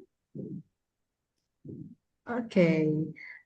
Participants, please join me in giving our speakers a virtual round of applause. Okay. Thank you very much, Buriana, for sharing and give us new insights today. Ladies and gentlemen, as we conclude this keynote session, I hope the discussions today inspire new ideas, collaborations, and innovations in your teaching, research, and professional practice. On behalf of the organizing committee of ICELS 2026 and Universitas Islam Kadiri, I would like to thank all speakers and participants for your active participation and support. Please enjoy the rest of the conference program. Thank you very much. Wassalamualaikum warahmatullahi wabarakatuh. And Mbak Anasha, over to you. Thank you, Ms. Lia Savitri, MPD, for your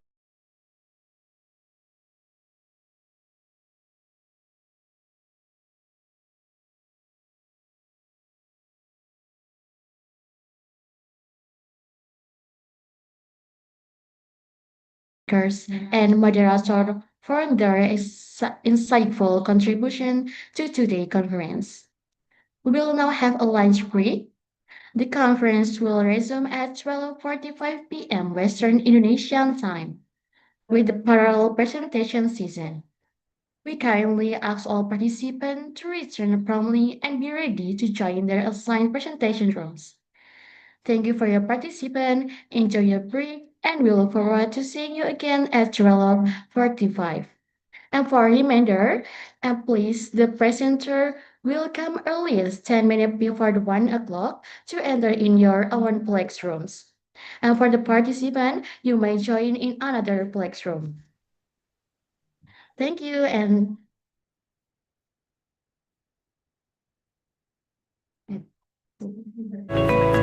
see you.